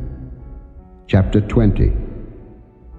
And God spake all these words, saying, I am the Lord thy God, which have brought thee out of the land of Egypt, out of the house of bondage. Thou shalt have no other gods before me. Thou shalt not make unto thee any graven image, or any likeness of anything that is in heaven above, or that is in the earth beneath, or that is in the water under the earth. Thou shalt not bow down thyself to them, nor serve them. For I, the Lord thy God, am a jealous God, visiting the iniquity of the fathers upon the children unto the third and fourth generation of them that hate me, and showing mercy unto thousands of them that love me and keep my commandments.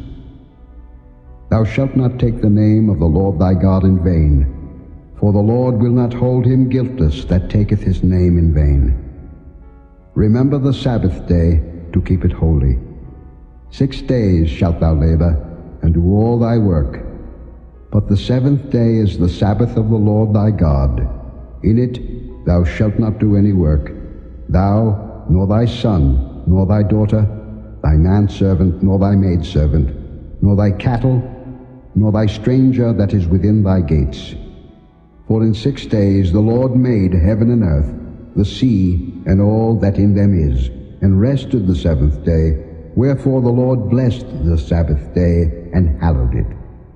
Honor thy father and thy mother, that thy days may be long upon the land which the Lord thy God giveth thee. Thou shalt not kill. Thou shalt not commit adultery. Thou shalt not steal. Thou shalt not bear false witness against thy neighbor.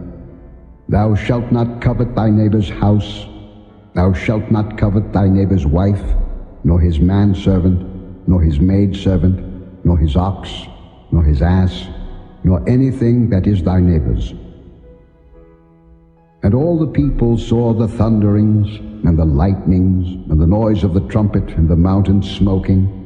And when the people saw it, they removed, and stood afar off. And they said unto Moses, Speak thou with us, and we will hear. But let not God speak with us, lest we die. And Moses said unto the people, Fear not, for God is come to prove you, and that his fear may be before your faces, that ye sin not. And the people stood afar off, and Moses drew near unto the thick darkness where God was. And the Lord said unto Moses, Thus thou shalt say unto the children of Israel, Ye have seen that I have talked with you from heaven. Ye shall not make with me gods of silver, neither shall ye make unto you gods of gold. An altar of earth thou shalt make unto me, and shalt sacrifice thereon thy burnt offerings, and thy peace offerings, thy sheep and thine oxen. In all places where I record my name, I will come unto thee, and I will bless thee. And if thou wilt make me an altar of stone, thou shalt not build it of hewn stone. For if thou lift up thy tool upon it, thou hast polluted it. Neither shalt thou go up by steps unto mine altar, that thy nakedness be not discovered thereon. Chapter 21. Now these are the judgments which thou shalt set before them. If thou buy an Hebrew servant, 6 years he shall serve, and in the 7th he shall go out free for nothing. If he came in by himself, he shall go out by himself.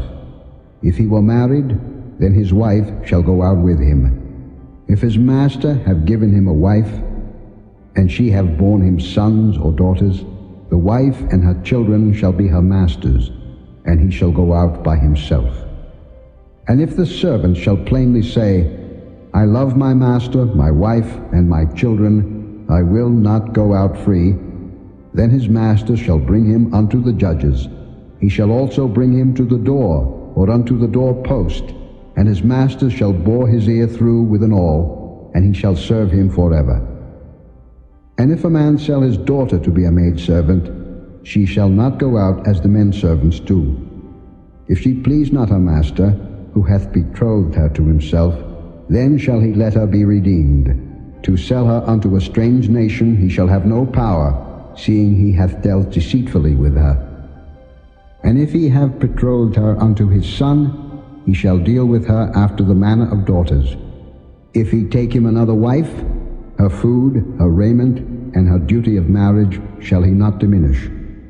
And if he do not these three unto her, then shall she go out free without money. He that smiteth a man, so that he die, shall be surely put to death. And if a man lie not in wait, but God deliver him into his hand, then I will appoint thee a place whither he shall flee. But if a man come presumptuously upon his neighbor to slay him with guile, thou shalt take him from mine altar, that he may die. And he that smiteth his father or his mother shall be surely put to death. And he that stealeth a man, and selleth him, or if he be found in his hand, he shall surely be put to death. And he that curseth his father or his mother shall surely be put to death. And if men strive together, and one smite another with a stone, or with his fist, and he die not, but keepeth his bed, if he rise again, and walk abroad upon his staff, then shall he that smote him be quit. Only he shall pay for the loss of his time, and shall cause him to be thoroughly healed. And if a man smite his servant, or his maid with a rod, and he die under his hand, he shall be surely punished. Notwithstanding, if he continue a day or two, he shall not be punished, for he is his money. If men strive, and hurt a woman with child, so that her fruit depart from her, and yet no mischief follow, he shall be surely punished, according as the woman's husband will lay upon him, and he shall pay as the judges determine. And if any mischief follow, then thou shalt give life for life, eye for eye, tooth for tooth, hand for hand, foot for foot, burning for burning, wound for wound, stripe for stripe. And if a man smite the eye of his servant, or the eye of his maid, that it perish, he shall let him go free for his eye's sake. And if he smite out his manservant's tooth, or his maidservant's tooth, he shall let him go free for his tooth's sake. If an ox gore a man or a woman, that they die, then the ox shall be surely stoned, and his flesh shall not be eaten, but the owner of the ox shall be quit. But if the ox were wont to push with his horn in time past, and it hath been testified to his owner, and he hath not kept him in, but that he hath killed a man or a woman, the ox shall be stoned, and his owner also shall be put to death. If there be laid on him a sum of money, then he shall give for the ransom of his life whatsoever is laid upon him. Whether he have gored a son, or have gored a daughter, according to this judgment shall it be done unto him. If the ox shall push a manservant or a maidservant, he shall give unto their master 30 shekels of silver, and the ox shall be stoned. And if a man shall open a pit, or if a man shall dig a pit, and not cover it, and an ox or an ass fall therein, the owner of the pit shall make it good, and give money unto the owner of them, and the dead beast shall be his. And if one man's ox hurt another's, that he die, then they shall sell the live ox, and divide the money of it, and the dead ox also they shall divide. Or if it be known that the ox hath used to push in time past, and his owner hath not kept him in, he shall surely pay ox for ox, and the dead shall be his own. Chapter 22. If a man shall steal an ox or a sheep, and kill it or sell it, he shall restore 5 oxen for an ox, and 4 sheep for a sheep. If a thief be found breaking up, and be smitten that he die, there shall no blood be shed for him. If the sun be risen upon him, there shall be blood shed for him, for he should make full restitution. If he have nothing, then he shall be sold for his theft.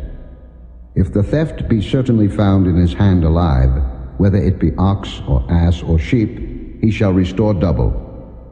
If a man shall cause a field or vineyard to be eaten, and shall put in his beast, and shall feed in another man's field, of the best of his own field, and of the best of his own vineyard shall he make restitution. If fire break out, and catch in thorns, so that the stacks of corn, or the standing corn, or the field be consumed therewith, he that kindled the fire shall surely make restitution. If a man shall deliver unto his neighbor money or stuff to keep, and it be stolen out of the man's house, if the thief be found, let him pay double. If the thief be not found, then the master of the house shall be brought unto the judges, to see whether he have put his hand unto his neighbor's goods. For all manner of trespass, whether it be for ox, for ass, for sheep, for raiment, or for any manner of lost thing, which another challengeth to be his, the cause of both parties shall come before the judges, and whom the judges shall condemn, he shall pay double unto his neighbor. If a man deliver unto his neighbor an ass, or an ox, or a sheep, or any beast to keep, and it die, or be hurt, or driven away, no man seeing it, then shall an oath of the Lord be between them both, that he hath not put his hand unto his neighbor's goods, and the owner of it shall accept thereof, and he shall not make it good. And if it be stolen from him, he shall make restitution unto the owner thereof. If it be torn in pieces, then let him bring it for witness, and he shall not make good that which was torn. And if a man borrow aught of his neighbor, and it be hurt or die, the owner thereof being not with it, he shall surely make it good. But if the owner thereof be with it, he shall not make it good. If it be an hired thing, it came for his hire. And if a man entice a maid that is not betrothed, and lie with her, he shall surely endow her to be his wife. If her father utterly refuse to give her unto him, he shall pay money according to the dowry of virgins. Thou shalt not suffer a witch to live. Whosoever lieth with a beast shall surely be put to death. He that sacrificeth unto any god, save unto the Lord only, he shall be utterly destroyed. Thou shalt neither vex a stranger, nor oppress him, for ye were strangers in the land of Egypt. Ye shall not afflict any widow or fatherless child. If thou afflict them in any wise, and they cry at all unto me, I will surely hear their cry, and my wrath shall wax hot, and I will kill you with the sword, and your wives shall be widows, and your children fatherless. If thou lend money to any of my people that is poor by thee, thou shalt not be to him as an usurer, neither shalt thou lay upon him usury. If thou at all take thy neighbor's raiment to pledge, thou shalt deliver it unto him by that the sun goeth down. For that is his covering only, it is his raiment for his skin. Wherein shall he sleep? And it shall come to pass, when he crieth unto me, that I will hear, for I am gracious. Thou shalt not revile the gods, nor curse the ruler of thy people. Thou shalt not delay to offer the first of thy ripe fruits, and of thy liquors, the firstborn of thy sons shalt thou give unto me. Likewise shalt thou do with thine oxen, and with thy sheep. 7 days it shall be with his dam. On the 8th day thou shalt give it me.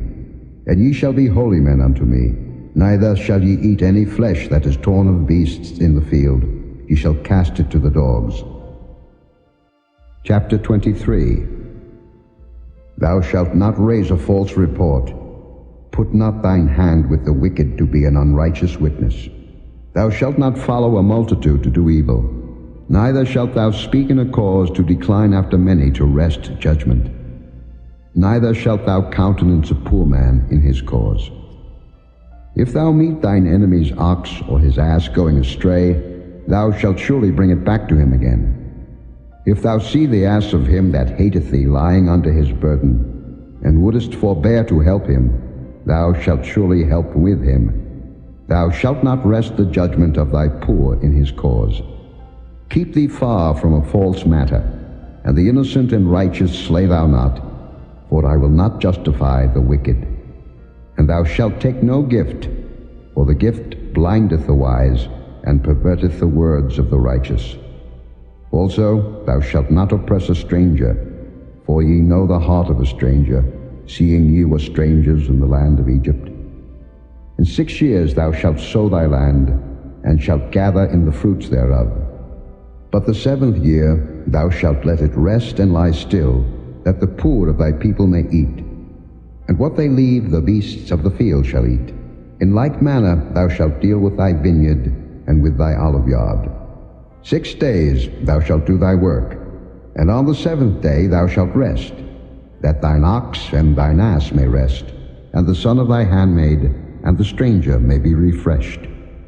And in all things that I have said unto you be circumspect, and make no mention of the name of other gods, neither let it be heard out of thy mouth. 3 times thou shalt keep a feast unto me in the year. Thou shalt keep the feast of unleavened bread.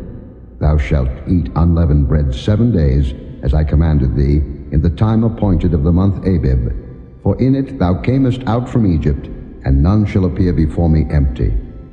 And the feast of harvest, the first fruits of thy labors, which thou hast sown in the field, and the feast of ingathering, which is in the end of the year, when thou hast gathered in thy labors out of the field. 3 times in the year all thy males shall appear before the Lord God. Thou shalt not offer the blood of my sacrifice with leavened bread, neither shall the fat of my sacrifice remain until the morning. The first of the first fruits of thy land thou shalt bring into the house of the Lord thy God. Thou shalt not seethe a kid in his mother's milk. Behold, I send an angel before thee, to keep thee in the way, and to bring thee into the place which I have prepared. Beware of him, and obey his voice. Provoke him not, for he will not pardon your transgressions, for my name is in him. But if thou shalt indeed obey his voice, and do all that I speak, then I will be an enemy unto thine enemies, and an adversary unto thine adversaries. For mine angel shall go before thee, and bring thee in unto the Amorites, and the Hittites, and the Perizzites, and the Canaanites, and the Hivites, and the Jebusites, and I will cut them off.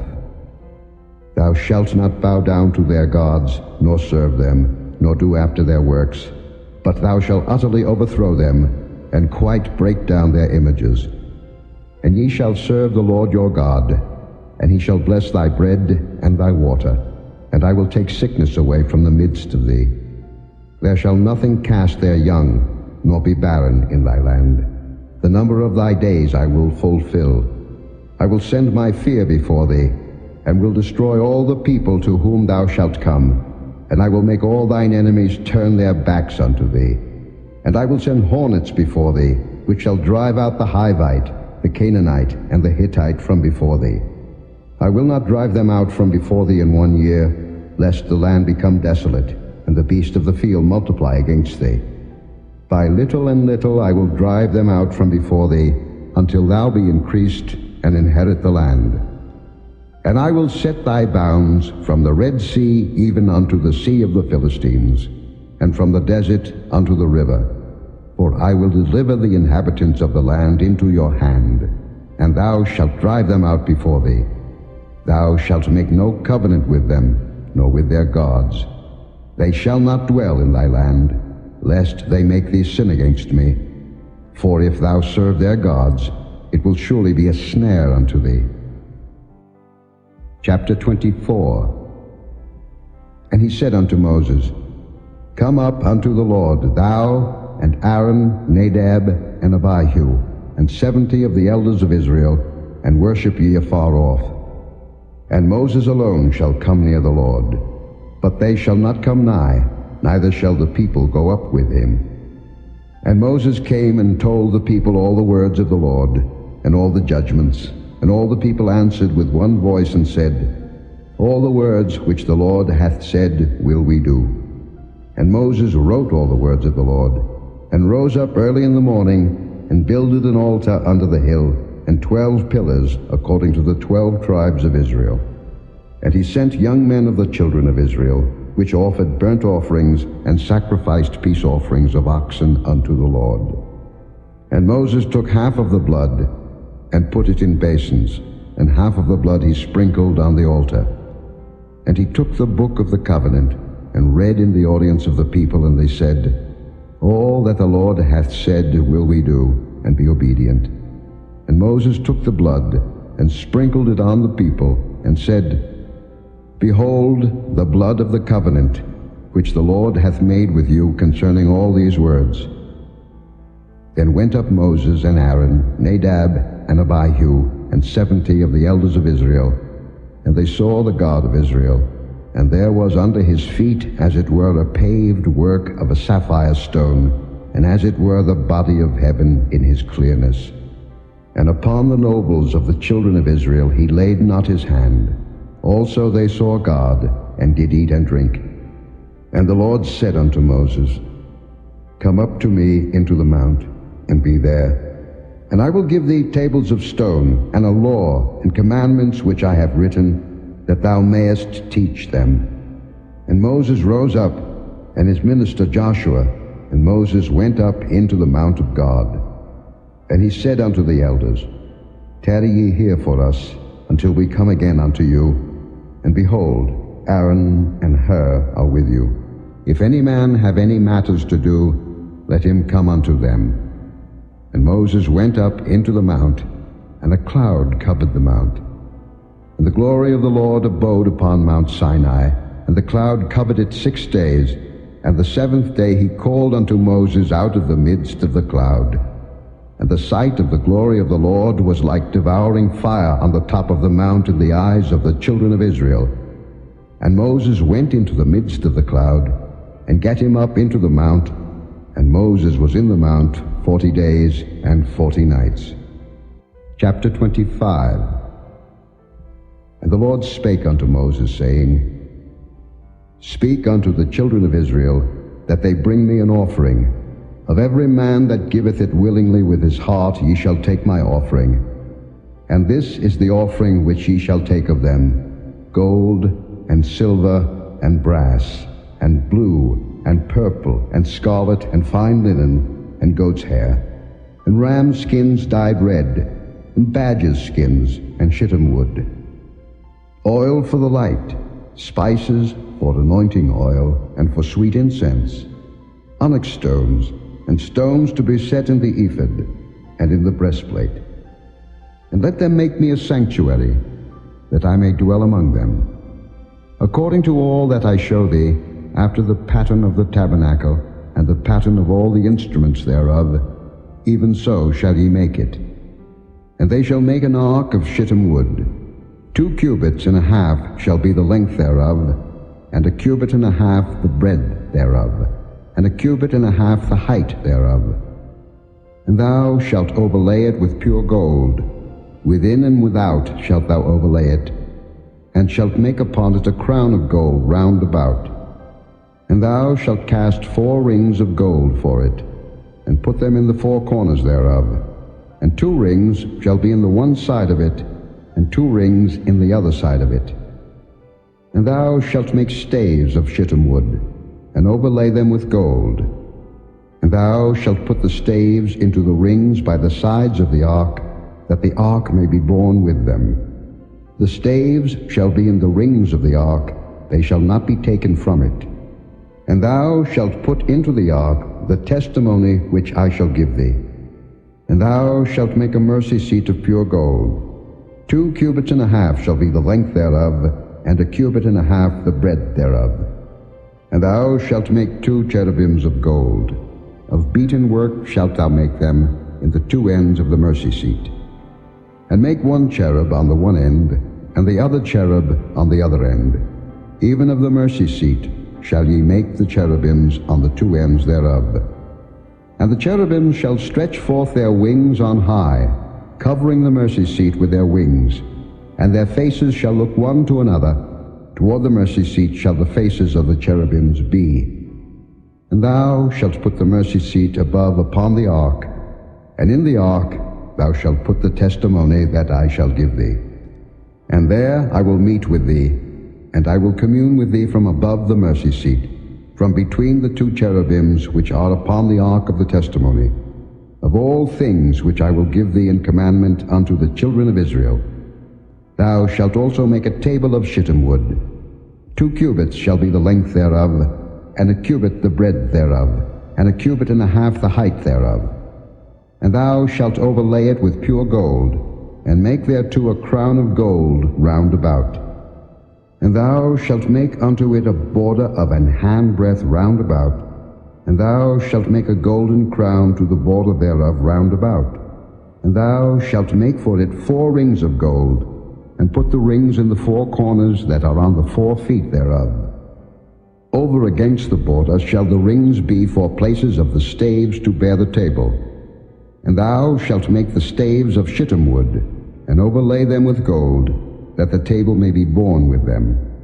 And thou shalt make the dishes thereof, and spoons thereof, and covers thereof, and bowls thereof, to cover withal. Of pure gold shalt thou make them. And thou shalt set upon the table showbread before me alway. And thou shalt make a candlestick of pure gold. Of beaten work shall the candlestick be made. His shaft and his branches, his bowls, his knops, and his flowers shall be of the same. And 6 branches shall come out of the sides of it, 3 branches of the candlestick out of the one side, and 3 branches of the candlestick out of the other side. 3 bowls made like unto almonds, with a knop and a flower in one branch, and 3 bowls made like almonds in the other branch, with a knop and a flower, so in the 6 branches that come out of the candlestick. And in the candlestick shall be 4 bowls made like unto almonds, with their knops and their flowers. And there shall be a knop under 2 branches of the same, and a knop under 2 branches of the same, and a knop under 2 branches of the same, according to the 6 branches that proceed out of the candlestick. Their knops and their branches shall be of the same. All it shall be one beaten work of pure gold. And thou shalt make the 7 lamps thereof, and they shall light the lamps thereof, that they may give light over against it. And the tongues thereof, and the snuff dishes thereof, shall be of pure gold. Of a talent of pure gold shall he make it, with all these vessels. And look that thou make them after their pattern, which was showed thee in the mount. Chapter 26. Moreover, thou shalt make the tabernacle with 10 curtains of fine twined linen, and blue and purple and scarlet. With cherubims of cunning work shalt thou make them. The length of one curtain shall be 28 cubits, and the breadth of one curtain 4 cubits. And every one of the curtains shall have one measure. The 5 curtains shall be coupled together one to another, and other 5 curtains shall be coupled one to another. And thou shalt make loops of blue upon the edge of the one curtain from the selvage in the coupling. And likewise shalt thou make in the uttermost edge of another curtain in the coupling of the second. 50 loops shalt thou make in the one curtain, and 50 loops shalt thou make in the edge of the curtain that is in the coupling of the second, that the loops may take hold one of another. And thou shalt make 50 taches of gold, and couple the curtains together with the taches, and it shall be one tabernacle. And thou shalt make curtains of goat's hair to be a covering upon the tabernacle. 11 curtains shalt thou make. The length of one curtain shall be 30 cubits, and the breadth of one curtain 4 cubits. And the 11 curtains shall be all of one measure. And thou shalt couple 5 curtains by themselves, and 6 curtains by themselves, and shalt double the 6th curtain in the forefront of the tabernacle. And thou shalt make 50 loops on the edge of the one curtain that is outmost in the coupling, and 50 loops in the edge of the curtain which coupleth the second. And thou shalt make 50 taches of brass, and put the taches into the loops, and couple the tent together, that it may be one. And the remnant that remaineth of the curtains of the tent, the half curtain that remaineth, shall hang over the backside of the tabernacle, and a cubit on the one side, and a cubit on the other side of that which remaineth in the length of the curtains of the tent.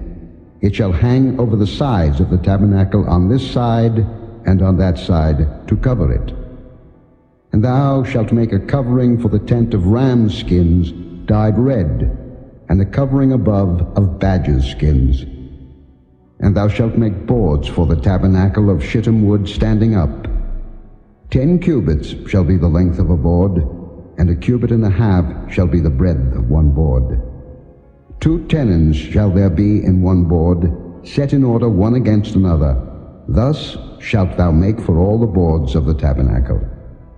And thou shalt make the boards for the tabernacle, 20 boards on the south side southward.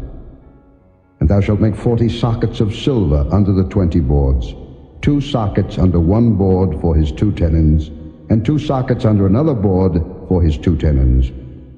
And for the second side of the tabernacle on the north side there shall be 20 boards, and there 40 sockets of silver, 2 sockets under one board, and 2 sockets under another board. And for the sides of the tabernacle westward thou shalt make 6 boards, and 2 boards shalt thou make for the corners of the tabernacle in the 2 sides. And they shall be coupled together beneath, and they shall be coupled together above the head of it unto one ring. Thus shall it be for them both. They shall be for the 2 corners. And they shall be 8 boards, and their sockets of silver 16 sockets, 2 sockets under one board, and 2 sockets under another board. And thou shalt make bars of shittim wood, 5 for the boards of the one side of the tabernacle, and 5 bars for the boards of the other side of the tabernacle, and 5 bars for the boards of the side of the tabernacle, for the 2 sides westward. And the middle bar in the midst of the boards shall reach from end to end. And thou shalt overlay the boards with gold, and make their rings of gold for places for the bars. And thou shalt overlay the bars with gold. And thou shalt rear up the tabernacle according to the fashion thereof, which was showed thee in the mount. And thou shalt make a veil of blue, and purple, and scarlet, and fine twined linen of cunning work. With cherubims shall it be made. And thou shalt hang it upon 4 pillars of shittim wood overlaid with gold. Their hooks shall be of gold upon the 4 sockets of silver. And thou shalt hang up the veil under the taches, that thou mayest bring in thither within the veil the ark of the testimony. And the veil shall divide unto you between the holy place and the most holy. And thou shalt put the mercy seat upon the ark of the testimony in the most holy place. And thou shalt set the table without the veil, and the candlestick over against the table on the side of the tabernacle toward the south. And thou shalt put the table on the north side. And thou shalt make an hanging for the door of the tent, of blue and purple and scarlet, and fine twined linen, wrought with needlework. And thou shalt make for the hanging 5 pillars of shittim wood, and overlay them with gold, and their hooks shall be of gold, and thou shalt cast 5 sockets of brass for them. Chapter 27. And thou shalt make an altar of shittim wood, 5 cubits long, and 5 cubits broad. The altar shall be 4 square, and the height thereof shall be 3 cubits. And thou shalt make the horns of it upon the 4 corners thereof. His horns shall be of the same, and thou shalt overlay it with brass. And thou shalt make his pans to receive his ashes, and his shovels, and his basins, and his flesh hooks, and his fire pans. All the vessels thereof thou shalt make of brass. And thou shalt make for it a grate of network of brass, and upon the net shalt thou make 4 brazen rings in the 4 corners thereof. And thou shalt put it under the compass of the altar beneath, that the net may be even to the midst of the altar. And thou shalt make staves for the altar, staves of shittim wood, and overlay them with brass. And the staves shall be put into the rings, and the staves shall be upon the 2 sides of the altar to bear it. Hollow with boards shalt thou make it, as it was showed thee in the mount, so shall they make it. And thou shalt make the court of the tabernacle. For the south side southward there shall be hangings for the court of fine twined linen of 100 cubits long for one side, and the 20 pillars thereof, and their 20 sockets shall be of brass. The hooks of the pillars and their fillets shall be of silver. And likewise for the north side in length there shall be hangings of 100 cubits long, and his 20 pillars and their 20 sockets of brass, the hooks of the pillars and their fillets of silver. And for the breadth of the court on the west side shall be hangings of 50 cubits, their pillars 10, and their sockets 10. And the breadth of the court on the east side eastward shall be 50 cubits. The hangings of one side of the gate shall be 15 cubits, their pillars 3, and their sockets 3. And on the other side shall be hangings 15 cubits, their pillars 3, and their sockets 3. And for the gate of the court shall be an hanging of 20 cubits of blue, and purple, and scarlet, and fine twined linen, wrought with needlework, and their pillars shall be 4, and their sockets 4. All the pillars round about the court shall be filleted with silver. Their hooks shall be of silver, and their sockets of brass. The length of the court shall be 100 cubits, and the breadth 50 everywhere, and the height 5 cubits of fine twined linen, and their sockets of brass. All the vessels of the tabernacle in all the service thereof, and all the pins thereof, and all the pins of the court shall be of brass. And thou shalt command the children of Israel that they bring thee pure oil olive beaten for the light, to cause the lamp to burn always. In the tabernacle of the congregation without the veil, which is before the testimony, Aaron and his sons shall order it from evening to morning before the Lord. It shall be a statute forever unto their generations on the behalf of the children of Israel. Chapter 28.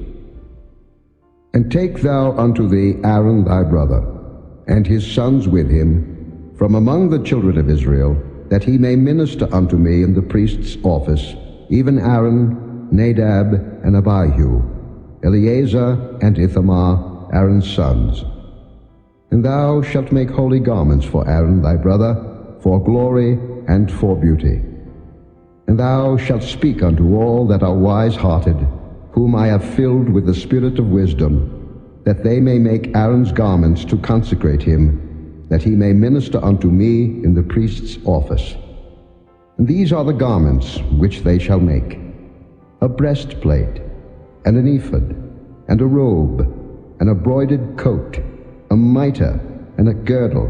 And they shall make holy garments for Aaron thy brother and his sons, that he may minister unto me in the priest's office.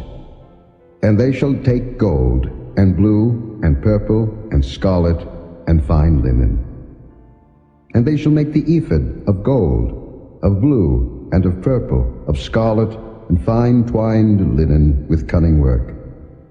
It shall have the 2 shoulder pieces thereof, joined at the 2 edges thereof, and so it shall be joined together.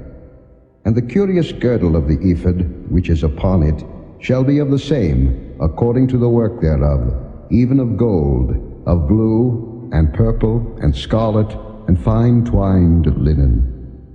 And thou shalt take 2 onyx stones, and grave on them the names of the children of Israel, 6 of their names on one stone, and the other 6 names of the rest on the other stone, according to their birth. With the work of an engraver in stone, like the engravings of a signet, shalt thou engrave the 2 stones with the names of the children of Israel. Thou shalt make them to be set in ouches of gold. And thou shalt put the 2 stones upon the shoulders of the ephod for stones of memorial unto the children of Israel. And Aaron shall bear their names before the Lord upon his 2 shoulders for a memorial. And thou shalt make ouches of gold, and 2 chains of pure gold at the ends. Of wreathen work shalt thou make them, and fasten the wreathen chains to the ouches. And thou shalt make the breastplate of judgment with cunning work. After the work of the ephod thou shalt make it, of gold, of blue, and of purple, and of scarlet, and of fine twined linen shalt thou make it. 4 square it shall be, being doubled. A span shall be the length thereof, and a span shall be the breadth thereof. And thou shalt set it in settings of stones, even 4 rows of stones. The first row shall be a sardius, a topaz, and a carbuncle. This shall be the first row. And the second row shall be an emerald, a sapphire, and a diamond. And the third row a ligure, an agate, and an amethyst. And the 4th row a beryl, and an onyx, and a jasper. They shall be set in gold in their enclosings. And the stones shall be with the names of the children of Israel, 12, according to their names, like the engravings of a signet. Every one with his name shall they be according to the 12 tribes. And thou shalt make upon the breastplate chains at the ends of wreathen work of pure gold. And thou shalt make upon the breastplate 2 rings of gold, and shalt put the 2 rings on the 2 ends of the breastplate. And thou shalt put the 2 wreathen chains of gold in the 2 rings which are on the ends of the breastplate. And the other 2 ends of the 2 wreathen chains thou shalt fasten in the 2 ouches, and put them on the shoulder pieces of the ephod before it. And thou shalt make 2 rings of gold, and thou shalt put them upon the 2 ends of the breastplate in the border thereof, which is in the side of the ephod inward. And 2 other rings of gold thou shalt make, and shalt put them on the 2 sides of the ephod underneath, toward the forepart thereof, over against the other coupling thereof, above the curious girdle of the ephod. And they shall bind the breastplate by the rings thereof unto the rings of the ephod with a lace of blue, that it may be above the curious girdle of the ephod, and that the breastplate be not loosed from the ephod. And Aaron shall bear the names of the children of Israel in the breastplate of judgment upon his heart, when he goeth in unto the holy place, for a memorial before the Lord continually. And thou shalt put in the breastplate of judgment the Urim and the Thummim, and they shall be upon Aaron's heart, when he goeth in before the Lord. And Aaron shall bear the judgment of the children of Israel upon his heart before the Lord continually. And thou shalt make the robe of the ephod all of blue. And there shall be an hole in the top of it, in the midst thereof. It shall have a binding of woven work round about the whole of it, as it were the hole of an habergeon, that it be not rent. And beneath upon the hem of it thou shalt make pomegranates of blue, and of purple, and of scarlet, round about the hem thereof, and bells of gold between them round about, a golden bell and a pomegranate, a golden bell and a pomegranate upon the hem of the robe round about. And it shall be upon Aaron to minister, and his sound shall be heard when he goeth in unto the holy place before the Lord, and when he cometh out, that he die not. And thou shalt make a plate of pure gold, engrave upon it, like the engravings of a signet, Holiness to the Lord. And thou shalt put it on a blue lace, that it may be upon the mitre. Upon the forefront of the mitre it shall be. And it shall be upon Aaron's forehead, that Aaron may bear the iniquity of the holy things, which the children of Israel shall hallow in all their holy gifts. And it shall be always upon his forehead, that they may be accepted before the Lord. And thou shalt embroider the coat of fine linen, and thou shalt make the mitre of fine linen, and thou shalt make the girdle of needlework.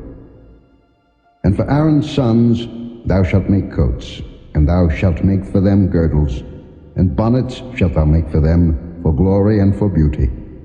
And thou shalt put them upon Aaron thy brother, and his sons with him, and shalt anoint them, and consecrate them, and sanctify them, that they may minister unto me in the priest's office. And thou shalt make them linen breeches to cover their nakedness, from the loins even unto the thighs they shall reach. And they shall be upon Aaron and upon his sons, when they come in unto the tabernacle of the congregation, or when they come near unto the altar to minister in the holy place, that they bear not iniquity and die. It shall be a statute forever unto him and his seed after him. Chapter 29. And this is the thing that thou shalt do unto them to hallow them, to minister unto me in the priest's office. Take 1 young bullock, and 2 rams without blemish, and unleavened bread, and cakes unleavened, tempered with oil, and wafers unleavened, anointed with oil, of wheaten flour shalt thou make them. And thou shalt put them into 1 basket, and bring them in the basket with the bullock and the 2 rams. And Aaron and his sons thou shalt bring unto the door of the tabernacle of the congregation, and shalt wash them with water. And thou shalt take the garments, and put upon Aaron the coat, and the robe of the ephod, and the ephod, and the breastplate, and gird him with the curious girdle of the ephod.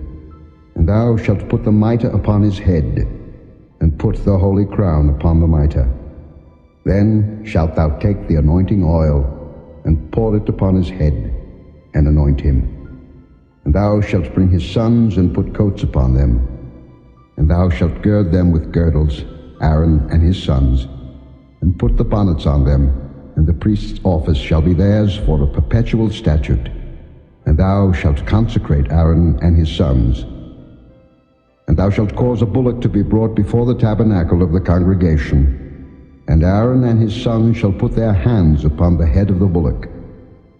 And thou shalt kill the bullock before the Lord, by the door of the tabernacle of the congregation. And thou shalt take of the blood of the bullock, and put it upon the horns of the altar with thy finger, and pour all the blood beside the bottom of the altar. And thou shalt take all the fat that covereth the inwards, and the caul that is above the liver, and the 2 kidneys, and the fat that is upon them, and burn them upon the altar. But the flesh of the bullock, and his skin, and his dung, shalt thou burn with fire without the camp. It is a sin offering. Thou shalt also take 1 ram, and Aaron and his sons shall put their hands upon the head of the ram. And thou shalt slay the ram, and thou shalt take his blood, and sprinkle it round about upon the altar. And thou shalt cut the ram in pieces, and wash the inwards of him, and his legs, and put them unto his pieces, and unto his head. And thou shalt burn the whole ram upon the altar. It is a burnt offering unto the Lord. It is a sweet savour, an offering made by fire unto the Lord. And thou shalt take the other ram, and Aaron and his sons shall put their hands upon the head of the ram. Then shalt thou kill the ram, and take of his blood, and put it upon the tip of the right ear of Aaron, and upon the tip of the right ear of his sons, and upon the thumb of their right hand, and upon the great toe of their right foot, and sprinkle the blood upon the altar round about. And thou shalt take of the blood that is upon the altar, and of the anointing oil, and sprinkle it upon Aaron, and upon his garments, and upon his sons, and upon the garments of his sons with him. And he shall be hallowed, and his garments, and his sons' garments with him. Also thou shalt take of the ram the fat and the rump, and the fat that covereth the inwards, and the caul above the liver, and the 2 kidneys, and the fat that is upon them, and the right shoulder, for it is a ram of consecration, and 1 loaf of bread, and 1 cake of oiled bread, and 1 wafer out of the basket of the unleavened bread that is before the Lord. And thou shalt put all in the hands of Aaron, and in the hands of his sons, and shalt wave them for a wave offering before the Lord.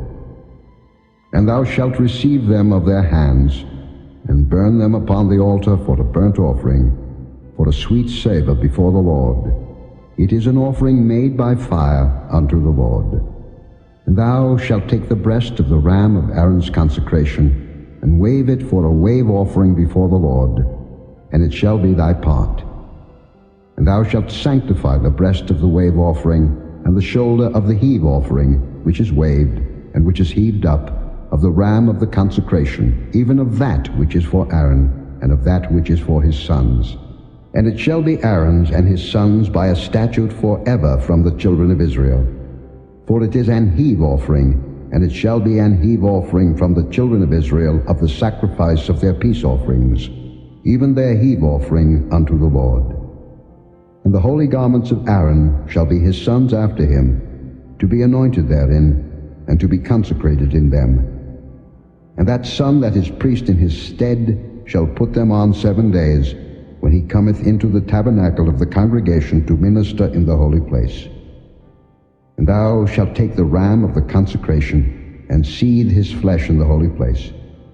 And Aaron and his sons shall eat the flesh of the ram, and the bread that is in the basket, by the door of the tabernacle of the congregation.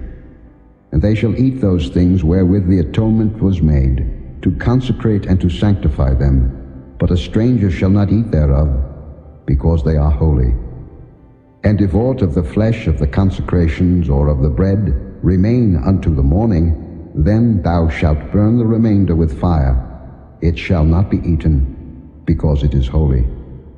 And thus shalt thou do unto Aaron and to his sons, according to all things which I have commanded thee. 7 days shalt thou consecrate them. And thou shalt offer every day a bullock for a sin offering for atonement. And thou shalt cleanse the altar when thou hast made an atonement for it, and thou shalt anoint it to sanctify it. 7 days thou shalt make an atonement for the altar, and sanctify it. And it shall be an altar most holy. Whatsoever toucheth the altar shall be holy. Now this is that which thou shalt offer upon the altar: 2 lambs of the first year, day by day continually. The one lamb thou shalt offer in the morning, the other lamb thou shalt offer at even. And with the one lamb 1/10 deal of flour mingled with the 4th part of an hin of beaten oil, and the 4th part of an hin of wine for a drink offering. And the other lamb thou shalt offer at even, and shalt do thereto according to the meat offering of the morning, and according to the drink offering thereof, for a sweet savour, an offering made by fire unto the Lord. This shall be a continual burnt offering throughout your generations at the door of the tabernacle of the congregation before the Lord, where I will meet you, to speak there unto thee. And there I will meet with the children of Israel, and the tabernacles shall be sanctified by my glory. And I will sanctify the tabernacle of the congregation and the altar. I will sanctify also both Aaron and his sons to minister to me in the priest's office. And I will dwell among the children of Israel, and will be their God. And they shall know that I am the Lord their God, that brought them forth out of the land of Egypt, that I may dwell among them. I am the Lord their God. Chapter 30. And thou shalt make an altar to burn incense upon. Of shittim wood shalt thou make it. A cubit shall be the length thereof, and a cubit the breadth thereof. 4 square shall it be, and 2 cubits shall be the height thereof. The horns thereof shall be of the same. Thou shalt overlay it with pure gold, the top thereof, and the sides thereof round about, and the horns thereof, and thou shalt make unto it a crown of gold round about. And 2 golden rings shalt thou make to it under the crown of it, by the 2 corners thereof. Upon the 2 sides of it shalt thou make it, and they shall be for places for the staves to bear it withal. And thou shalt make the staves of shittim wood, and overlay them with gold. And thou shalt put it before the veil that is by the ark of the testimony, before the mercy seat that is over the testimony, where I will meet with thee. And Aaron shall burn thereon sweet incense every morning. When he dresseth the lamps, he shall burn incense upon it. And when Aaron lighteth the lamps at even, he shall burn incense upon it, a perpetual incense before the Lord throughout your generations. Ye shall offer no strange incense thereon, nor burnt sacrifice, nor meat offering, neither shall ye pour drink offering thereon. And Aaron shall make an atonement upon the horns of it once in a year with the blood of the sin offering of atonements. Once in the year shall he make atonement upon it throughout your generations. It is most holy unto the Lord. And the Lord spake unto Moses, saying, When thou takest the sum of the children of Israel after their number, then shall they give every man a ransom for his soul unto the Lord when thou numberest them, that there be no plague among them when thou numberest them. This they shall give, every one that passeth among them that are numbered, 1/2 shekel after the shekel of the sanctuary. A shekel is 20 gerahs, and 1/2 shekel shall be the offering of the Lord. Every one that passeth among them that are numbered, from 20 years old and above, shall give an offering unto the Lord. The rich shall not give more, and the poor shall not give less than 1/2 shekel, when they give an offering unto the Lord, to make an atonement for your souls. And thou shalt take the atonement money of the children of Israel, and shalt appoint it for the service of the tabernacle of the congregation, that it may be a memorial unto the children of Israel before the Lord, to make an atonement for your souls.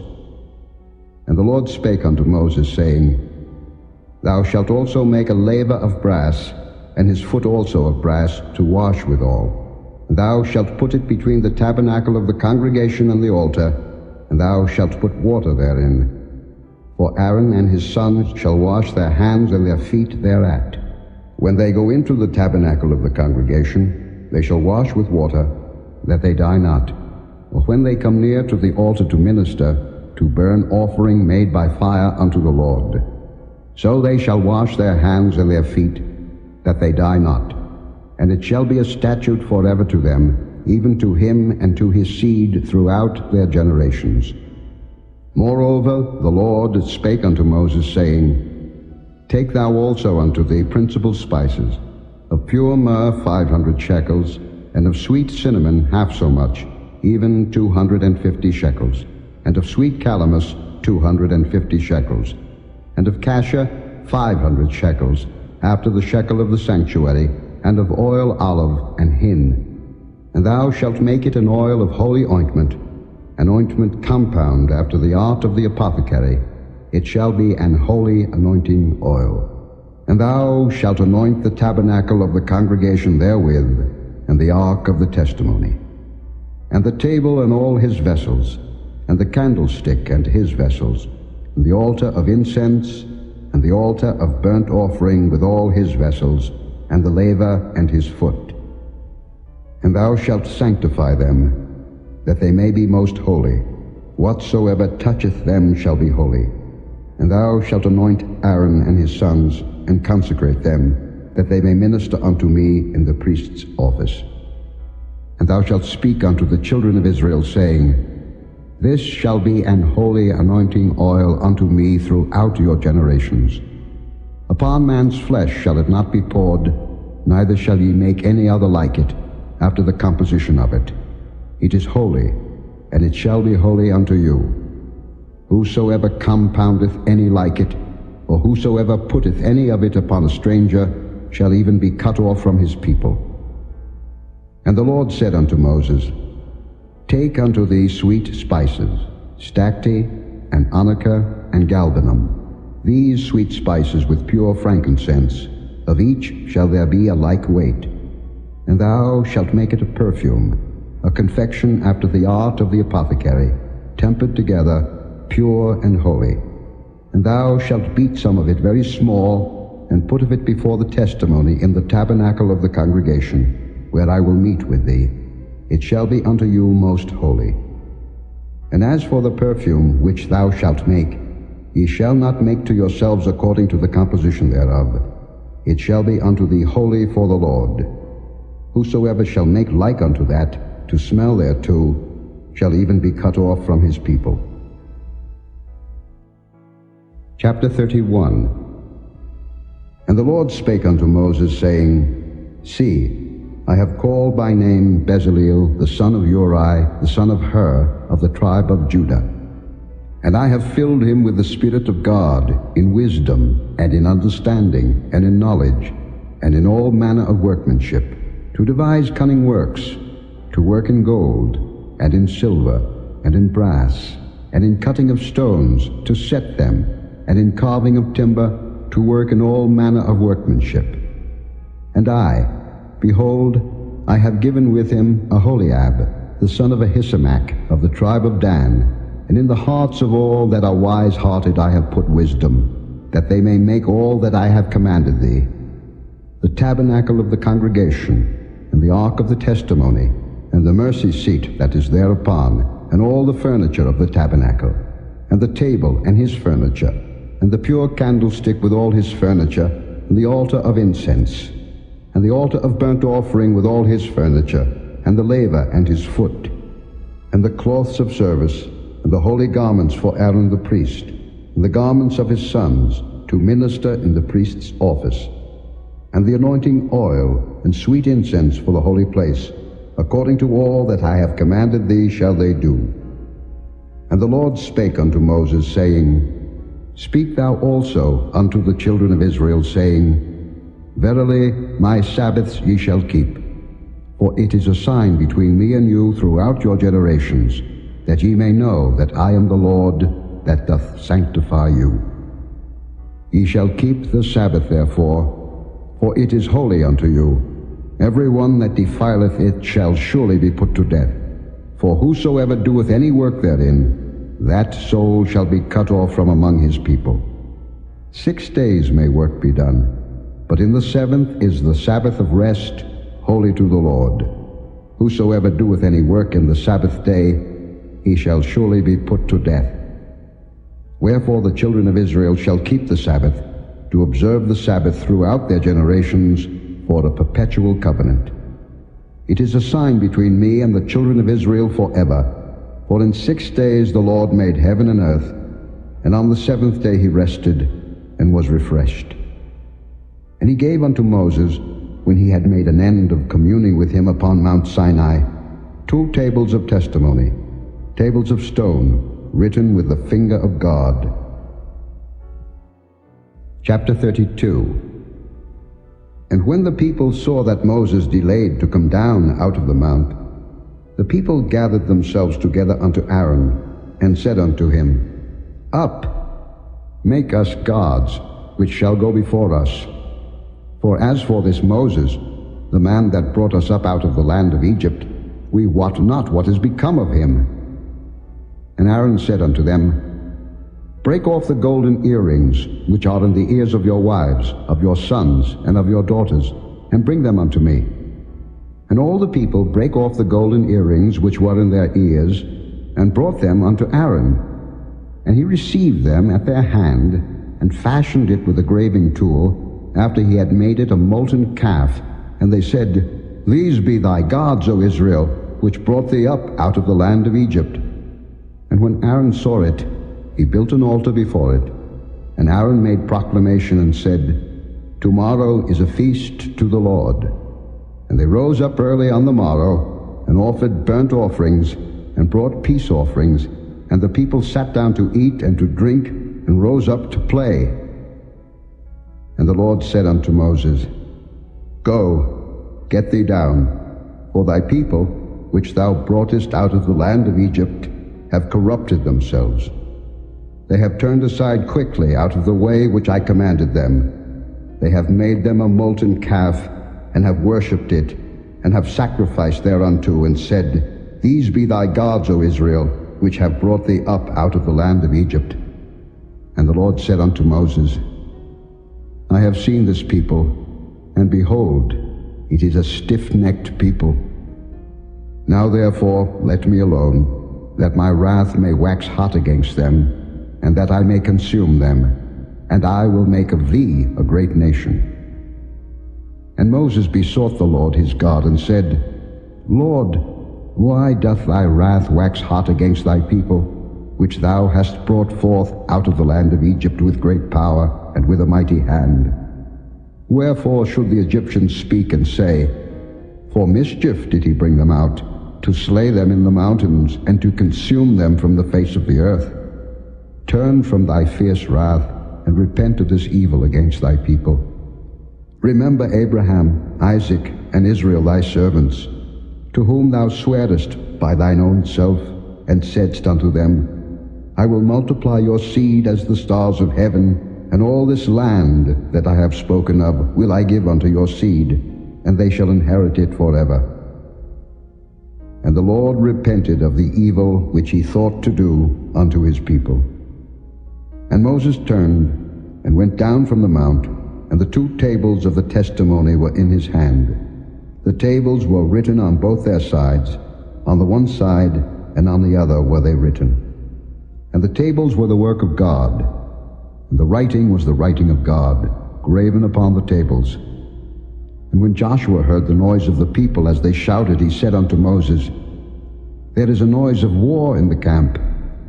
And he said, It is not the voice of them that shout for mastery, neither is it the voice of them that cry for being overcome, but the noise of them that sing do I hear. And it came to pass, as soon as he came nigh unto the camp, that he saw the calf, and the dancing.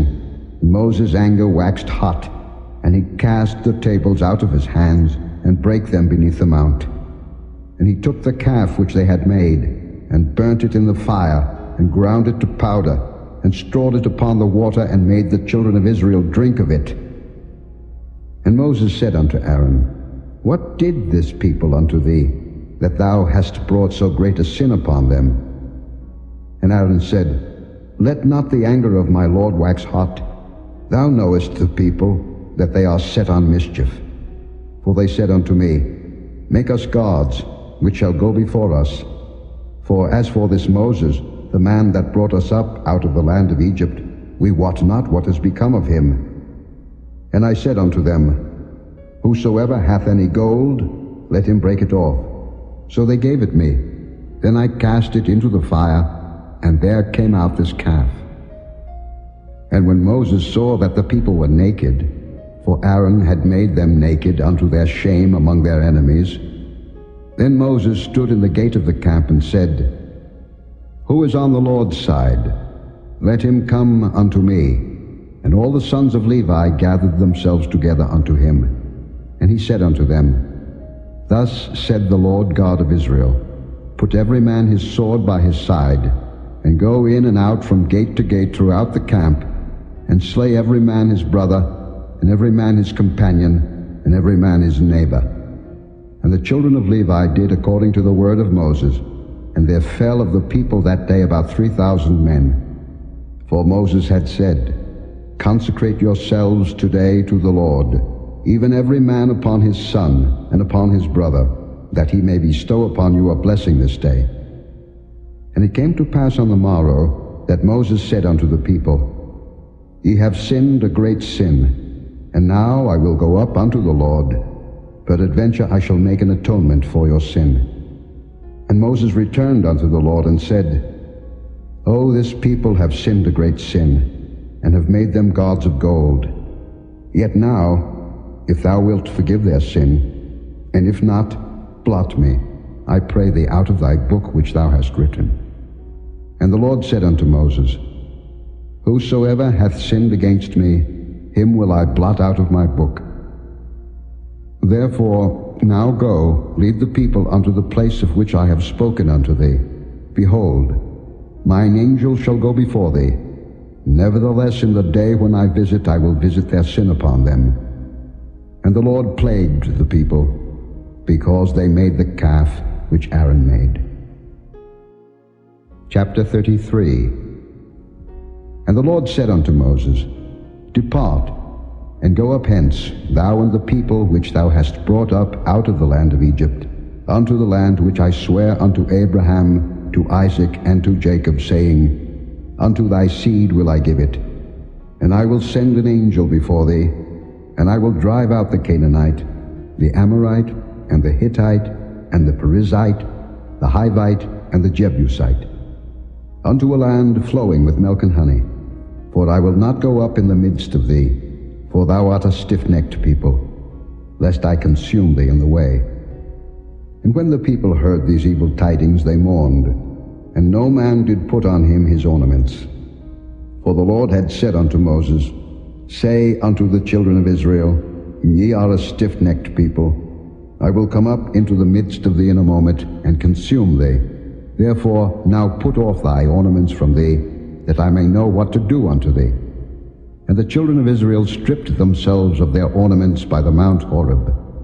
And Moses took the tabernacle, and pitched it without the camp, afar off from the camp, and called it the tabernacle of the congregation. And it came to pass that every one which sought the Lord went out unto the tabernacle of the congregation, which was without the camp.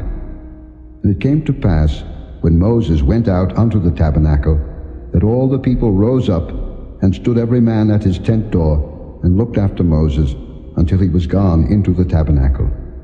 And it came to pass, as Moses entered into the tabernacle, the cloudy pillar descended, and stood at the door of the tabernacle, and the Lord talked with Moses. And all the people saw the cloudy pillar stand at the tabernacle door, and all the people rose up and worshipped, every man in his tent door. And the Lord spake unto Moses face to face, as a man speaketh unto his friend. And he turned again into the camp. But his servant Joshua the son of Nun, a young man, departed not out of the tabernacle. And Moses said unto the Lord, See, thou sayest unto me, Bring up these people, and thou hast not let me know whom thou wilt send with me. Yet thou hast said, I know thee by name, and thou hast also found grace in my sight. Now therefore I pray thee, if I have found grace in thy sight, show me now thy way, that I may know thee, that I may find grace in thy sight, and consider that this nation is thy people. And he said, My presence shall go with thee, and I will give thee rest. And he said unto him, If thy presence go not with me, carry us not up hence. For wherein shall it be known here that I and thy people have found grace in thy sight? Is it not in that thou goest with us? So shall we be separated, I and thy people, from all the people that are upon the face of the earth. And the Lord said unto Moses, I will do this thing also that thou hast spoken, for thou hast found grace in my sight, and I know thee by name. And he said, I beseech thee, show me thy glory. And he said, I will make all my goodness pass before thee, and I will proclaim the name of the Lord before thee, and will be gracious to whom I will be gracious, and will show mercy on whom I will show mercy. And he said, Thou canst not see my face, for there shall no man see me and live. And the Lord said, Behold, there is a place by me, and thou shalt stand upon a rock.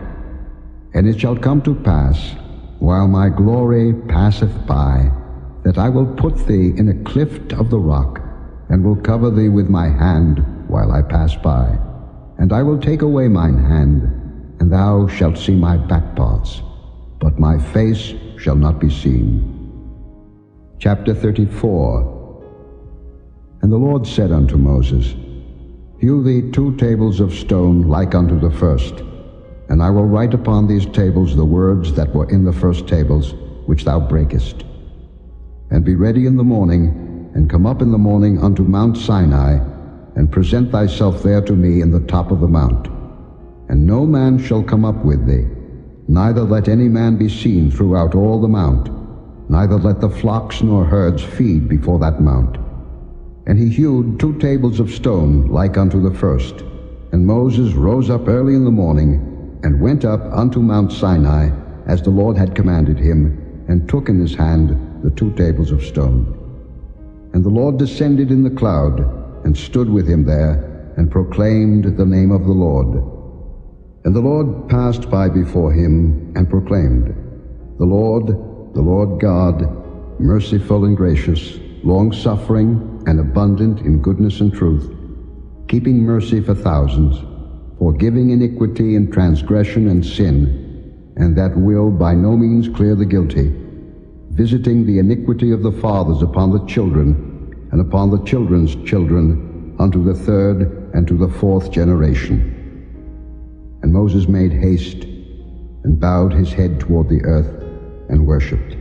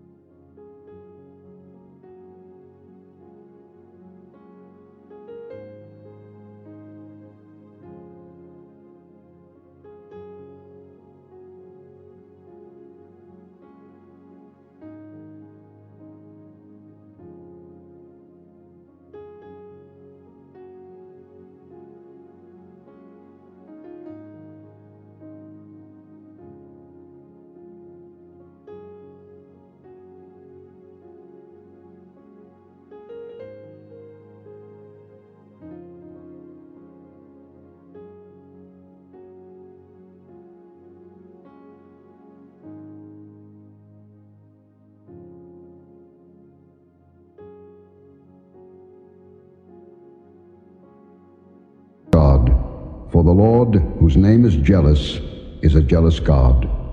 Lest thou make a covenant with the inhabitants of the land, and they go a whoring after their gods, and do sacrifice unto their gods, and one call thee, and thou eat of his sacrifice, and thou take of their daughters unto thy sons, and their daughters go a whoring after their gods, and make thy sons go a whoring after their gods.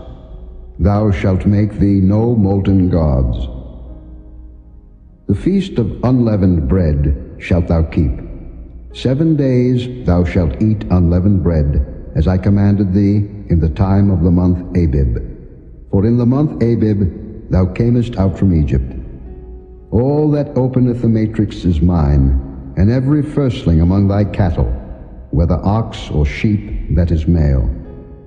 But the firstling of an ass thou shalt redeem with a lamb, and if thou redeem him not, then shalt thou break his neck. All the firstborn of thy sons thou shalt redeem, and none shall appear before me empty. 6 days thou shalt work, but on the 7th day thou shalt rest. In earing time and in harvest thou shalt rest. And thou shalt observe the feast of weeks, of the first fruits of wheat harvest, and the feast of ingathering at the year's end. Thrice in the year shall all your men children appear before the Lord God, the God of Israel. For I will cast out the nations before thee, and enlarge thy borders. Neither shall any man desire thy land, when thou shalt go up to appear before the Lord thy God thrice in the year. Thou shalt not offer the blood of my sacrifice with leaven, neither shall the sacrifice of the feast of the Passover be left unto the morning. The first of the first fruits of thy land thou shalt bring unto the house of the Lord thy God. Thou shalt not see the kid in his mother's milk. And the Lord said unto Moses, Write thou these words, for after the tenor of these words I have made a covenant with thee and with Israel. And he was there with the Lord 40 days and 40 nights. He did neither eat bread nor drink water. And he wrote upon the tables the words of the covenant, the 10 commandments. And it came to pass, when Moses came down from Mount Sinai with the 2 tables of testimony in Moses' hand, when he came down from the mount, that Moses wist not that the skin of his face shone while he talked with him. And when Aaron and all the children of Israel saw Moses, behold, the skin of his face shone, and they were afraid to come nigh him. And Moses called unto them, and Aaron and all the rulers of the congregation returned unto him, and Moses talked with them.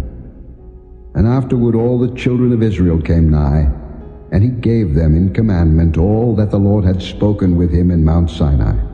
And till Moses had done speaking with them, he put a veil on his face. But when Moses went in before the Lord to speak with him, he took the veil off until he came out. And he came out and spake unto the children of Israel that which he was commanded. And the children of Israel saw the face of Moses, that the skin of Moses' face shone. And Moses put the veil upon his face again, until he went in to speak with him. Chapter 35. And Moses gathered all the congregation of the children of Israel together, and said unto them, These are the words which the Lord hath commanded, that ye should do them. 6 days shall work be done, but on the 7th day there shall be to you an holy day, a Sabbath of rest to the Lord. Whosoever doeth work therein shall be put to death. Ye shall kindle no fire throughout your habitations upon the Sabbath day. And Moses spake unto all the congregation of the children of Israel, saying, This is the thing which the Lord commanded, saying, Take ye from among you an offering unto the Lord. Whosoever is of a willing heart, let him bring it, an offering of the Lord, gold and silver and brass, and blue and purple and scarlet and fine linen, and goat's hair, and ram skins dyed red, and badger skins, and shittim wood, and oil for the light, and spices for anointing oil, and for the sweet incense, and onyx stones, and stones to be set for the ephod, and for the breastplate. And every wise-hearted among you shall come, and make all that the Lord hath commanded. The tabernacle, his tent, and his covering, his taches, and his boards, his bars, his pillars, and his sockets, the ark, and the staves thereof, with the mercy seat, and the veil of the covering, the table, and his staves, and all his vessels, and the showbread, the candlestick also for the light, and his furniture, and his lamps, with the oil for the light, and the incense altar, and his staves, and the anointing oil, and the sweet incense, and the hanging for the door at the entering in of the tabernacle, the altar of burnt offering, with his brazen grate, his staves, and all his vessels, the laver and his foot, the hangings of the court, his pillars and their sockets, and the hanging for the door of the court, the pins of the tabernacle, and the pins of the court and their cords, the cloths of service, to do service in the holy place, the holy garments for Aaron the priest, and the garments of his sons, to minister in the priest's office. And all the congregation of the children of Israel departed from the presence of Moses. And they came, every one whose heart stirred him up, and every one whom his spirit made willing, and they brought the Lord's offering to the work of the tabernacle of the congregation, and for all his service, and for the holy garments. And they came, both men and women, as many as were willing-hearted, and brought bracelets and earrings and rings and tablets, all jewels of gold. And every man that offered an offering of gold unto the Lord. And every man with whom was found blue and purple and scarlet and fine linen and goat's hair and red skins of rams and badgers' skins brought them. Every one that did offer an offering of silver and brass brought the Lord's offering. And every man with whom was found shittim wood for any work of the service brought it. And all the women that were wise-hearted did spin with their hands, and brought that which they had spun, both of blue, and of purple, and of scarlet, and of fine linen. And all the women whose hearts stirred them up in wisdom spun goat's hair. And the rulers brought onyx stones, and stones to be set for the ephod, and for the breastplate, and spice, and oil for the light, and for the anointing oil, and for the sweet incense. The children of Israel brought a willing offering unto the Lord, every man and woman, whose heart made them willing to bring for all manner of work, which the Lord had commanded to be made by the hand of Moses. And Moses said unto the children of Israel, See, the Lord hath called by name Bezaleel the son of Uri, the son of Hur, of the tribe of Judah. And he hath filled him with the Spirit of God, in wisdom, in understanding, and in knowledge, and in all manner of workmanship, and to devise curious works, to work in gold, and in silver, and in brass, and in the cutting of stones, to set them, and in carving of wood, to make any manner of cunning work. And he hath put in his heart that he may teach, both he and Aholiab, the son of Ahisamach, of the tribe of Dan. Them hath he filled with wisdom of heart, to work all manner of work, of the engraver, and of the cunning workman, and of the embroiderer, in blue, and in purple, in scarlet, and in fine linen, and of the weaver, even of them that do any work, and of those that devise cunning work. Chapter 36. Then wrought Bezaleel and Aholiab, and every wise-hearted man, in whom the Lord put wisdom and understanding, to know how to work all manner of work for the service of the sanctuary, according to all that the Lord had commanded. And Moses called Bezaleel and Aholiab, and every wise-hearted man, in whose heart the Lord had put wisdom, even every one whose heart stirred him up to come unto the work to do it. And they received of Moses all the offering which the children of Israel had brought for the work of the service of the sanctuary, to make it withal. And they brought yet unto him free offerings every morning. And all the wise men that wrought all the work of the sanctuary came every man from his work which they made. And they spake unto Moses, saying, The people bring much more than enough for the service of the work, which the Lord commanded to make.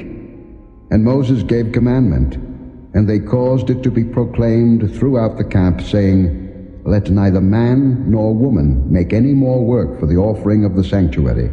So the people were restrained from bringing. For the stuff they had was sufficient for all the work to make it, and too much. And every wise-hearted man among them that wrought the work of the tabernacle made 10 curtains of fine twined linen, and blue, and purple, and scarlet. With cherubims of cunning work made he them.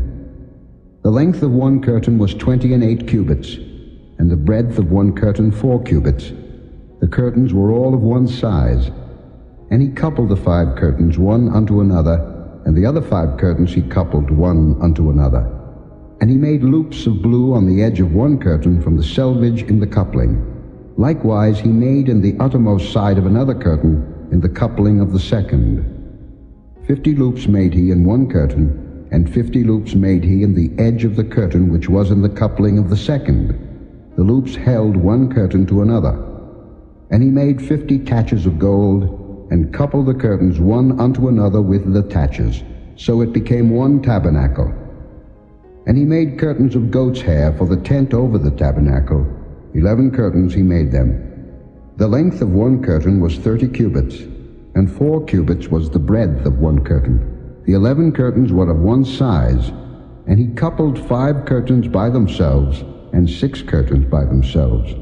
And he made 50 loops upon the uttermost edge of the curtain in the coupling, and 50 loops made he upon the edge of the curtain which coupleth the second. And he made 50 taches of brass to couple the tent together, that it might be one. And he made a covering for the tent of rams' skins dyed red, and a covering of badgers' skins above that. And he made boards for the tabernacle of shittim wood, standing up. The length of a board was 10 cubits, and the breadth of a board 1 cubit and a half. One board had 2 tenons, equally distant one from another. Thus did he make for all the boards of the tabernacle. And he made boards for the tabernacle, 20 boards for the south side southward. And 40 sockets of silver he made under the 20 boards, 2 sockets under one board for his 2 tenons, and 2 sockets under another board for his 2 tenons. And for the other side of the tabernacle, which is toward the north corner, he made 20 boards. And there 40 sockets of silver, 2 sockets under one board, and 2 sockets under another board. And for the sides of the tabernacle westward he made 6 boards. And 2 boards made he for the corners of the tabernacle in the 2 sides. And they were coupled beneath, and coupled together at the head thereof, to one ring. Thus he did to both of them in both the corners. And there were 8 boards, and their sockets were 16 sockets of silver, under every board 2 sockets. And he made bars of shittim wood, 5 for the boards of the one side of the tabernacle, and 5 bars for the boards of the other side of the tabernacle, and 5 bars for the boards of the tabernacle for the sides westward. And he made the middle bar to shoot through the boards from the one end to the other. And he overlaid the boards with gold, and made their rings of gold to be places for the bars, and overlaid the bars with gold. And he made a veil of blue, and purple, and scarlet, and fine twined linen, with cherubims made he it of cunning work.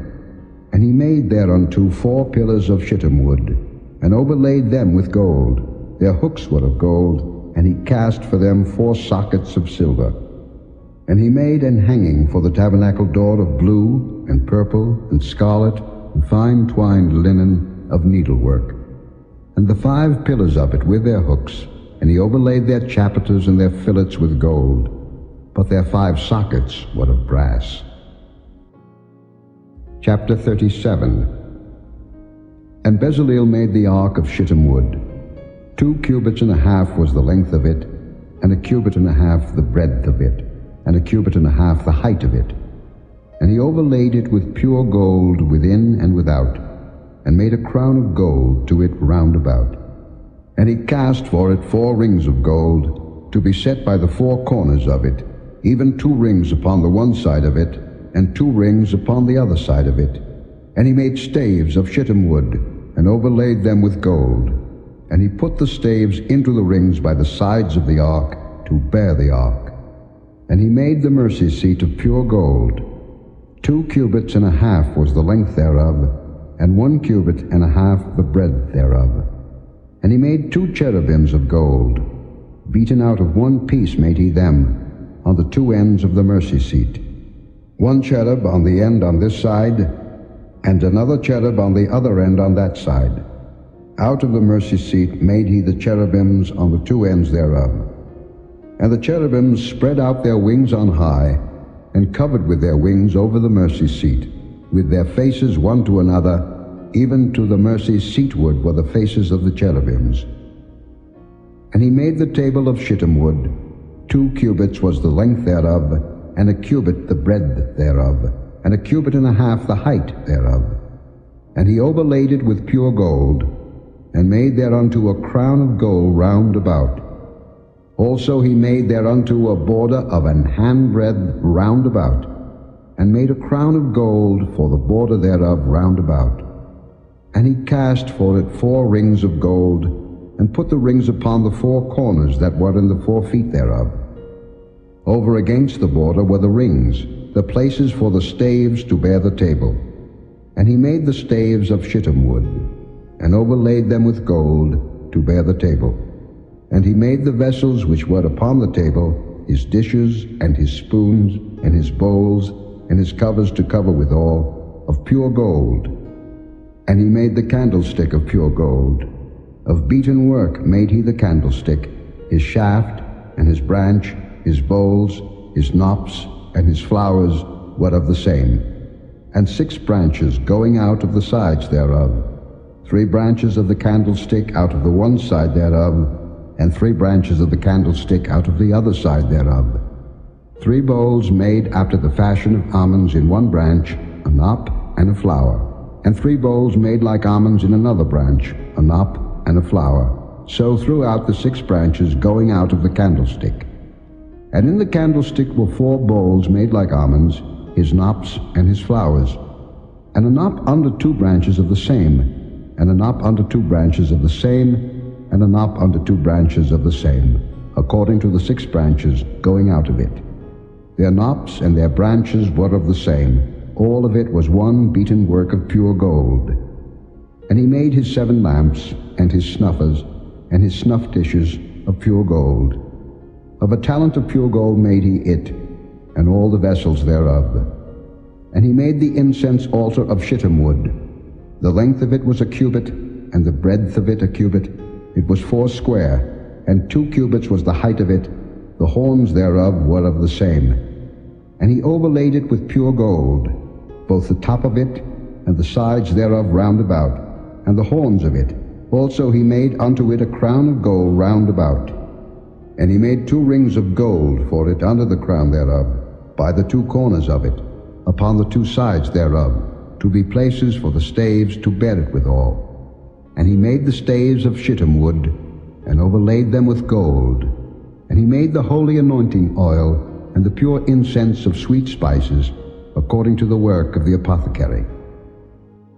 Chapter 38. And he made the altar of burnt offering of shittim wood.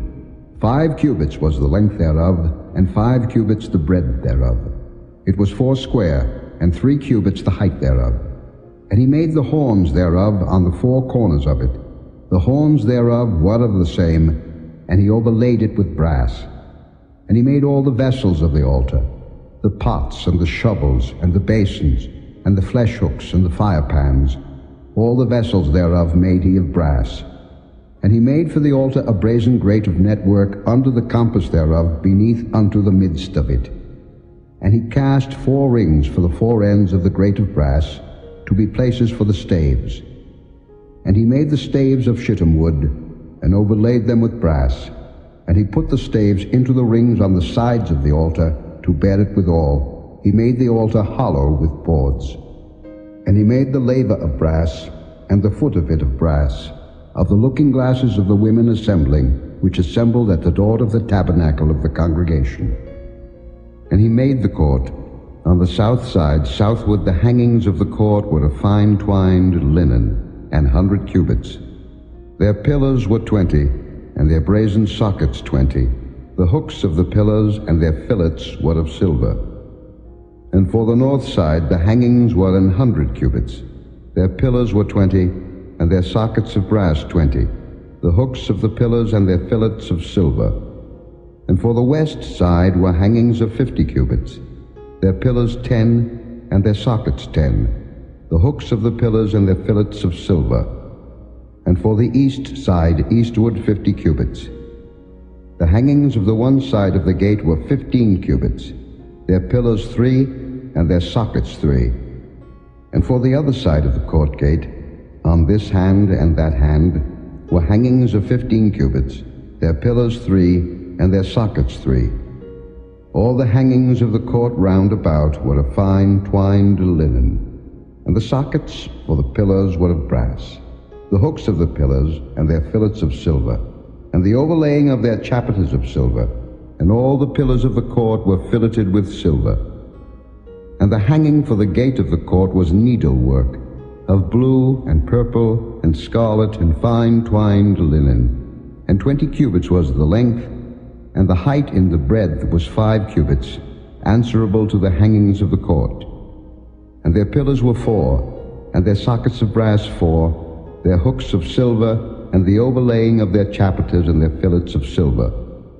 And all the pins of the tabernacle and of the court round about were of brass. This is the sum of the tabernacle, even of the tabernacle of testimony, as it was counted, according to the commandment of Moses, for the service of the Levites, by the hand of Ithamar, son to Aaron the priest. And Bezaleel the son of Uri, the son of Hur, of the tribe of Judah, made all that the Lord commanded Moses. And with him was Aholiab, son of Ahisamach, of the tribe of Dan, an engraver, and a cunning workman, and an embroiderer in blue, and in purple, and in scarlet, and fine linen. All the gold that was occupied for the work and all the work of the holy place, even the gold of the offering, was 29 talents, and 730 shekels, after the shekel of the sanctuary. And the silver of them that were numbered of the congregation was 100 talents, and 1,760 shekels, after the shekel of the sanctuary.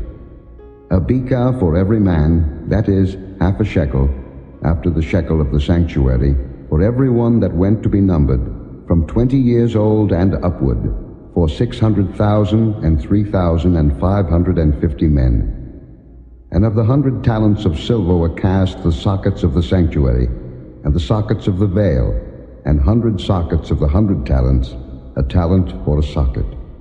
And of the 1,770 and 5 shekels, he made hooks for the pillars, and overlaid their chapiters, and filleted them. And the brass of the offering was 70 talents, and 2,400 shekels. And therewith he made the sockets to the door of the tabernacle of the congregation, and the brazen altar, and the brazen grate for it, and all the vessels of the altar, and the sockets of the court round about, and the sockets of the court gate, and all the pins of the tabernacle, and all the pins of the court round about. Chapter 39. And of the blue and purple and scarlet they made cloths of service, to do service in the holy place, and made the holy garments for Aaron, as the Lord commanded Moses. And he made the ephod of gold, blue and purple, and scarlet, and fine twined linen. And they did beat the gold into thin plates, and cut it into wires, to work it in the blue, and in the purple, and in the scarlet, and in the fine linen, with cunning work. They made shoulder pieces for it, to couple it together. By the 2 edges was it coupled together. And the curious girdle of his ephod that was upon it was of the same, according to the work thereof, of gold, blue and purple, and scarlet and fine twined linen, as the Lord commanded Moses. And they wrought onyx stones enclosed in ouches of gold, graven as signets are graven, with the names of the children of Israel. And he put them on the shoulders of the ephod, that they should be stones for a memorial to the children of Israel, as the Lord commanded Moses. And he made the breastplate of cunning work, like the work of the ephod, of gold, blue and purple, and scarlet, and fine twined linen. It was 4 square. They made the breastplate double. A span was the length thereof, and a span the breadth thereof, being doubled. And they set in it 4 rows of stones. The first row was a sardius, a topaz, and a carbuncle. This was the first row. And the second row, an emerald, a sapphire, and a diamond. and the third row a ligure, an agate, and an amethyst, and the fourth row a beryl, an onyx, and a jasper. They were enclosed in ouches of gold in their enclosings. And the stones were according to the names of the children of Israel, 12, according to their names, like the engravings of a signet, every one with his name, according to the 12 tribes. And they made upon the breastplate chains at the ends, of wreathen work of pure gold. And they made 2 ouches of gold, and 2 gold rings, and put the 2 rings in the 2 ends of the breastplate. And they put the 2 wreathen chains of gold in the 2 rings on the ends of the breastplate. And the 2 ends of the 2 wreathen chains they fastened in the 2 ouches, and put them on the shoulder pieces of the ephod before it. And they made 2 rings of gold, and put them on the 2 ends of the breastplate, upon the border of it, which was on the side of the ephod inward. And they made 2 other golden rings, and put them on the 2 sides of the ephod underneath, toward the forepart of it, over against the other coupling thereof, above the curious girdle of the ephod. And they did bind the breastplate by his rings unto the rings of the ephod with a lace of blue, that it might be above the curious girdle of the ephod, and that the breastplate might not be loosed from the ephod, as the Lord commanded Moses. And he made the robe of the ephod of woven work, all of blue. And there was an hole in the midst of the robe, as the hole of an habergeon, with a band round about the hole, that it should not rend. And they made upon the hems of the robe pomegranates of blue and purple and scarlet and twined linen. And they made bells of pure gold, and put the bells between the pomegranates upon the hem of the robe, round about between the pomegranates. A bell and a pomegranate, a bell and a pomegranate, round about the hem of the robe to minister in, as the Lord commanded Moses. And they made coats of fine linen of woven work for Aaron and for his sons, and a mitre of fine linen, and goodly bonnets of fine linen, and linen breeches of fine twined linen, and a girdle of fine twined linen, and blue, and purple, and scarlet of needlework, as the Lord commanded Moses. And they made the plate of the holy crown of pure gold, and wrote upon it a writing, like to the engravings of a signet, Holiness to the Lord. And they tied unto it a lace of blue, to fasten it on high upon the mitre, as the Lord commanded Moses. Thus was all the work of the tabernacle of the tent of the congregation finished, and the children of Israel did according to all that the Lord commanded Moses, so did they. And they brought the tabernacle unto Moses, the tent, and all his furniture, his taches, his boards, his bars, and his pillars, and his sockets, and the covering of ram skins dyed red, and the covering of badger skins, and the veil of the covering, the ark of the testimony, and the staves thereof, and the mercy seat, the table, and all the vessels thereof, and the showbread, the pure candlestick, with the lamps thereof, even with the lamps to be set in order, and all the vessels thereof, and the oil for light, and the golden altar, and the anointing oil, and the sweet incense, and the hanging for the tabernacle door, the brazen altar, and his grate of brass, his staves, and all his vessels, the laver, and his foot, the hangings of the court, his pillars, and his sockets, and the hanging for the court gate, his cords, and his pins, and all the vessels of the service of the tabernacle for the tent of the congregation, the cloths of service to do service in the holy place, and the holy garments for Aaron the priest, and his sons' garments to minister in the priest's office, according to all that the Lord commanded Moses. So the children of Israel made all the work. And Moses did look upon all the work, and behold, they had done it as the Lord had commanded, even so had they done it, and Moses blessed them. Chapter 40. And the Lord spake unto Moses, saying, On the first day of the first month shalt thou set up the tabernacle of the tent of the congregation. And thou shalt put therein the ark of the testimony, and cover the ark with the veil. And thou shalt bring in the table, and set in order the things that ought to be set in order upon it. And thou shalt bring in the candlestick, and light the lamps thereof. And thou shalt set the altar of gold for the incense before the ark of the testimony, and put the hanging of the door to the tabernacle.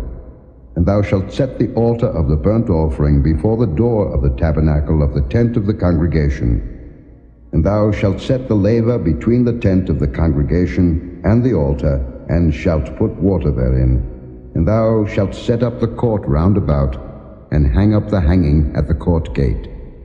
And thou shalt take the anointing oil, and anoint the tabernacle, and all that is therein, and shalt hallow it, and all the vessels thereof, and it shall be holy. And thou shalt anoint the altar of the burnt offering, and all his vessels, and sanctify the altar, and it shall be an altar most holy. And thou shalt anoint the laver and his foot, and sanctify it. And thou shalt bring Aaron and his sons unto the door of the tabernacle of the congregation, and wash them with water. And thou shalt put upon Aaron the holy garments, and anoint him, and sanctify him, that he may minister unto me in the priest's office. And thou shalt bring his sons, and clothe them with coats. And thou shalt anoint them, as thou didst anoint their father, that they may minister unto me in the priest's office. For their anointing shall surely be an everlasting priesthood throughout their generations. Thus did Moses, according to all that the Lord commanded him, so did he. And it came to pass in the first month in the second year, on the first day of the month, that the tabernacle was reared up. And Moses reared up the tabernacle, and fastened his sockets, and set up the boards thereof, and put in the bars thereof, and reared up his pillars. And he spread abroad the tent over the tabernacle, and put the covering of the tent above it, as the Lord commanded Moses. And he took and put the testimony into the ark, and set the staves on the ark, and put the mercy seat above upon the ark. And he brought the ark into the tabernacle, and set up the veil of the covering, and covered the ark of the testimony, as the Lord commanded Moses. And he put the table in the tent of the congregation, upon the side of the tabernacle northward, without the veil. And he set the bread in order upon it before the Lord, as the Lord had commanded Moses. And he put the candlestick in the tent of the congregation, over against the table, on the side of the tabernacle southward. And he lighted the lamps before the Lord, as the Lord commanded Moses. And he put the golden altar in the tent of the congregation before the veil. And he burnt sweet incense thereon, as the Lord commanded Moses. And he set up the hanging at the door of the tabernacle. And he put the altar of burnt offering by the door of the tabernacle of the tent of the congregation, and offered upon it the burnt offering and the meat offering, as the Lord commanded Moses. And he set the laver between the tent of the congregation and the altar, and put water there to wash withal. And Moses and Aaron and his sons washed their hands and their feet thereat. When they went into the tent of the congregation, and when they came near unto the altar, they washed, as the Lord commanded Moses. And he reared up the court round about the tabernacle and the altar, and set up the hanging of the court gate. So Moses finished the work. Then a cloud covered the tent of the congregation, and the glory of the Lord filled the tabernacle. And Moses was not able to enter into the tent of the congregation, because the cloud abode thereon, and the glory of the Lord filled the tabernacle. And when the cloud was taken up from over the tabernacle, the children of Israel went onward in all their journeys. But if the cloud were not taken up, then they journeyed not till the day that it was taken up.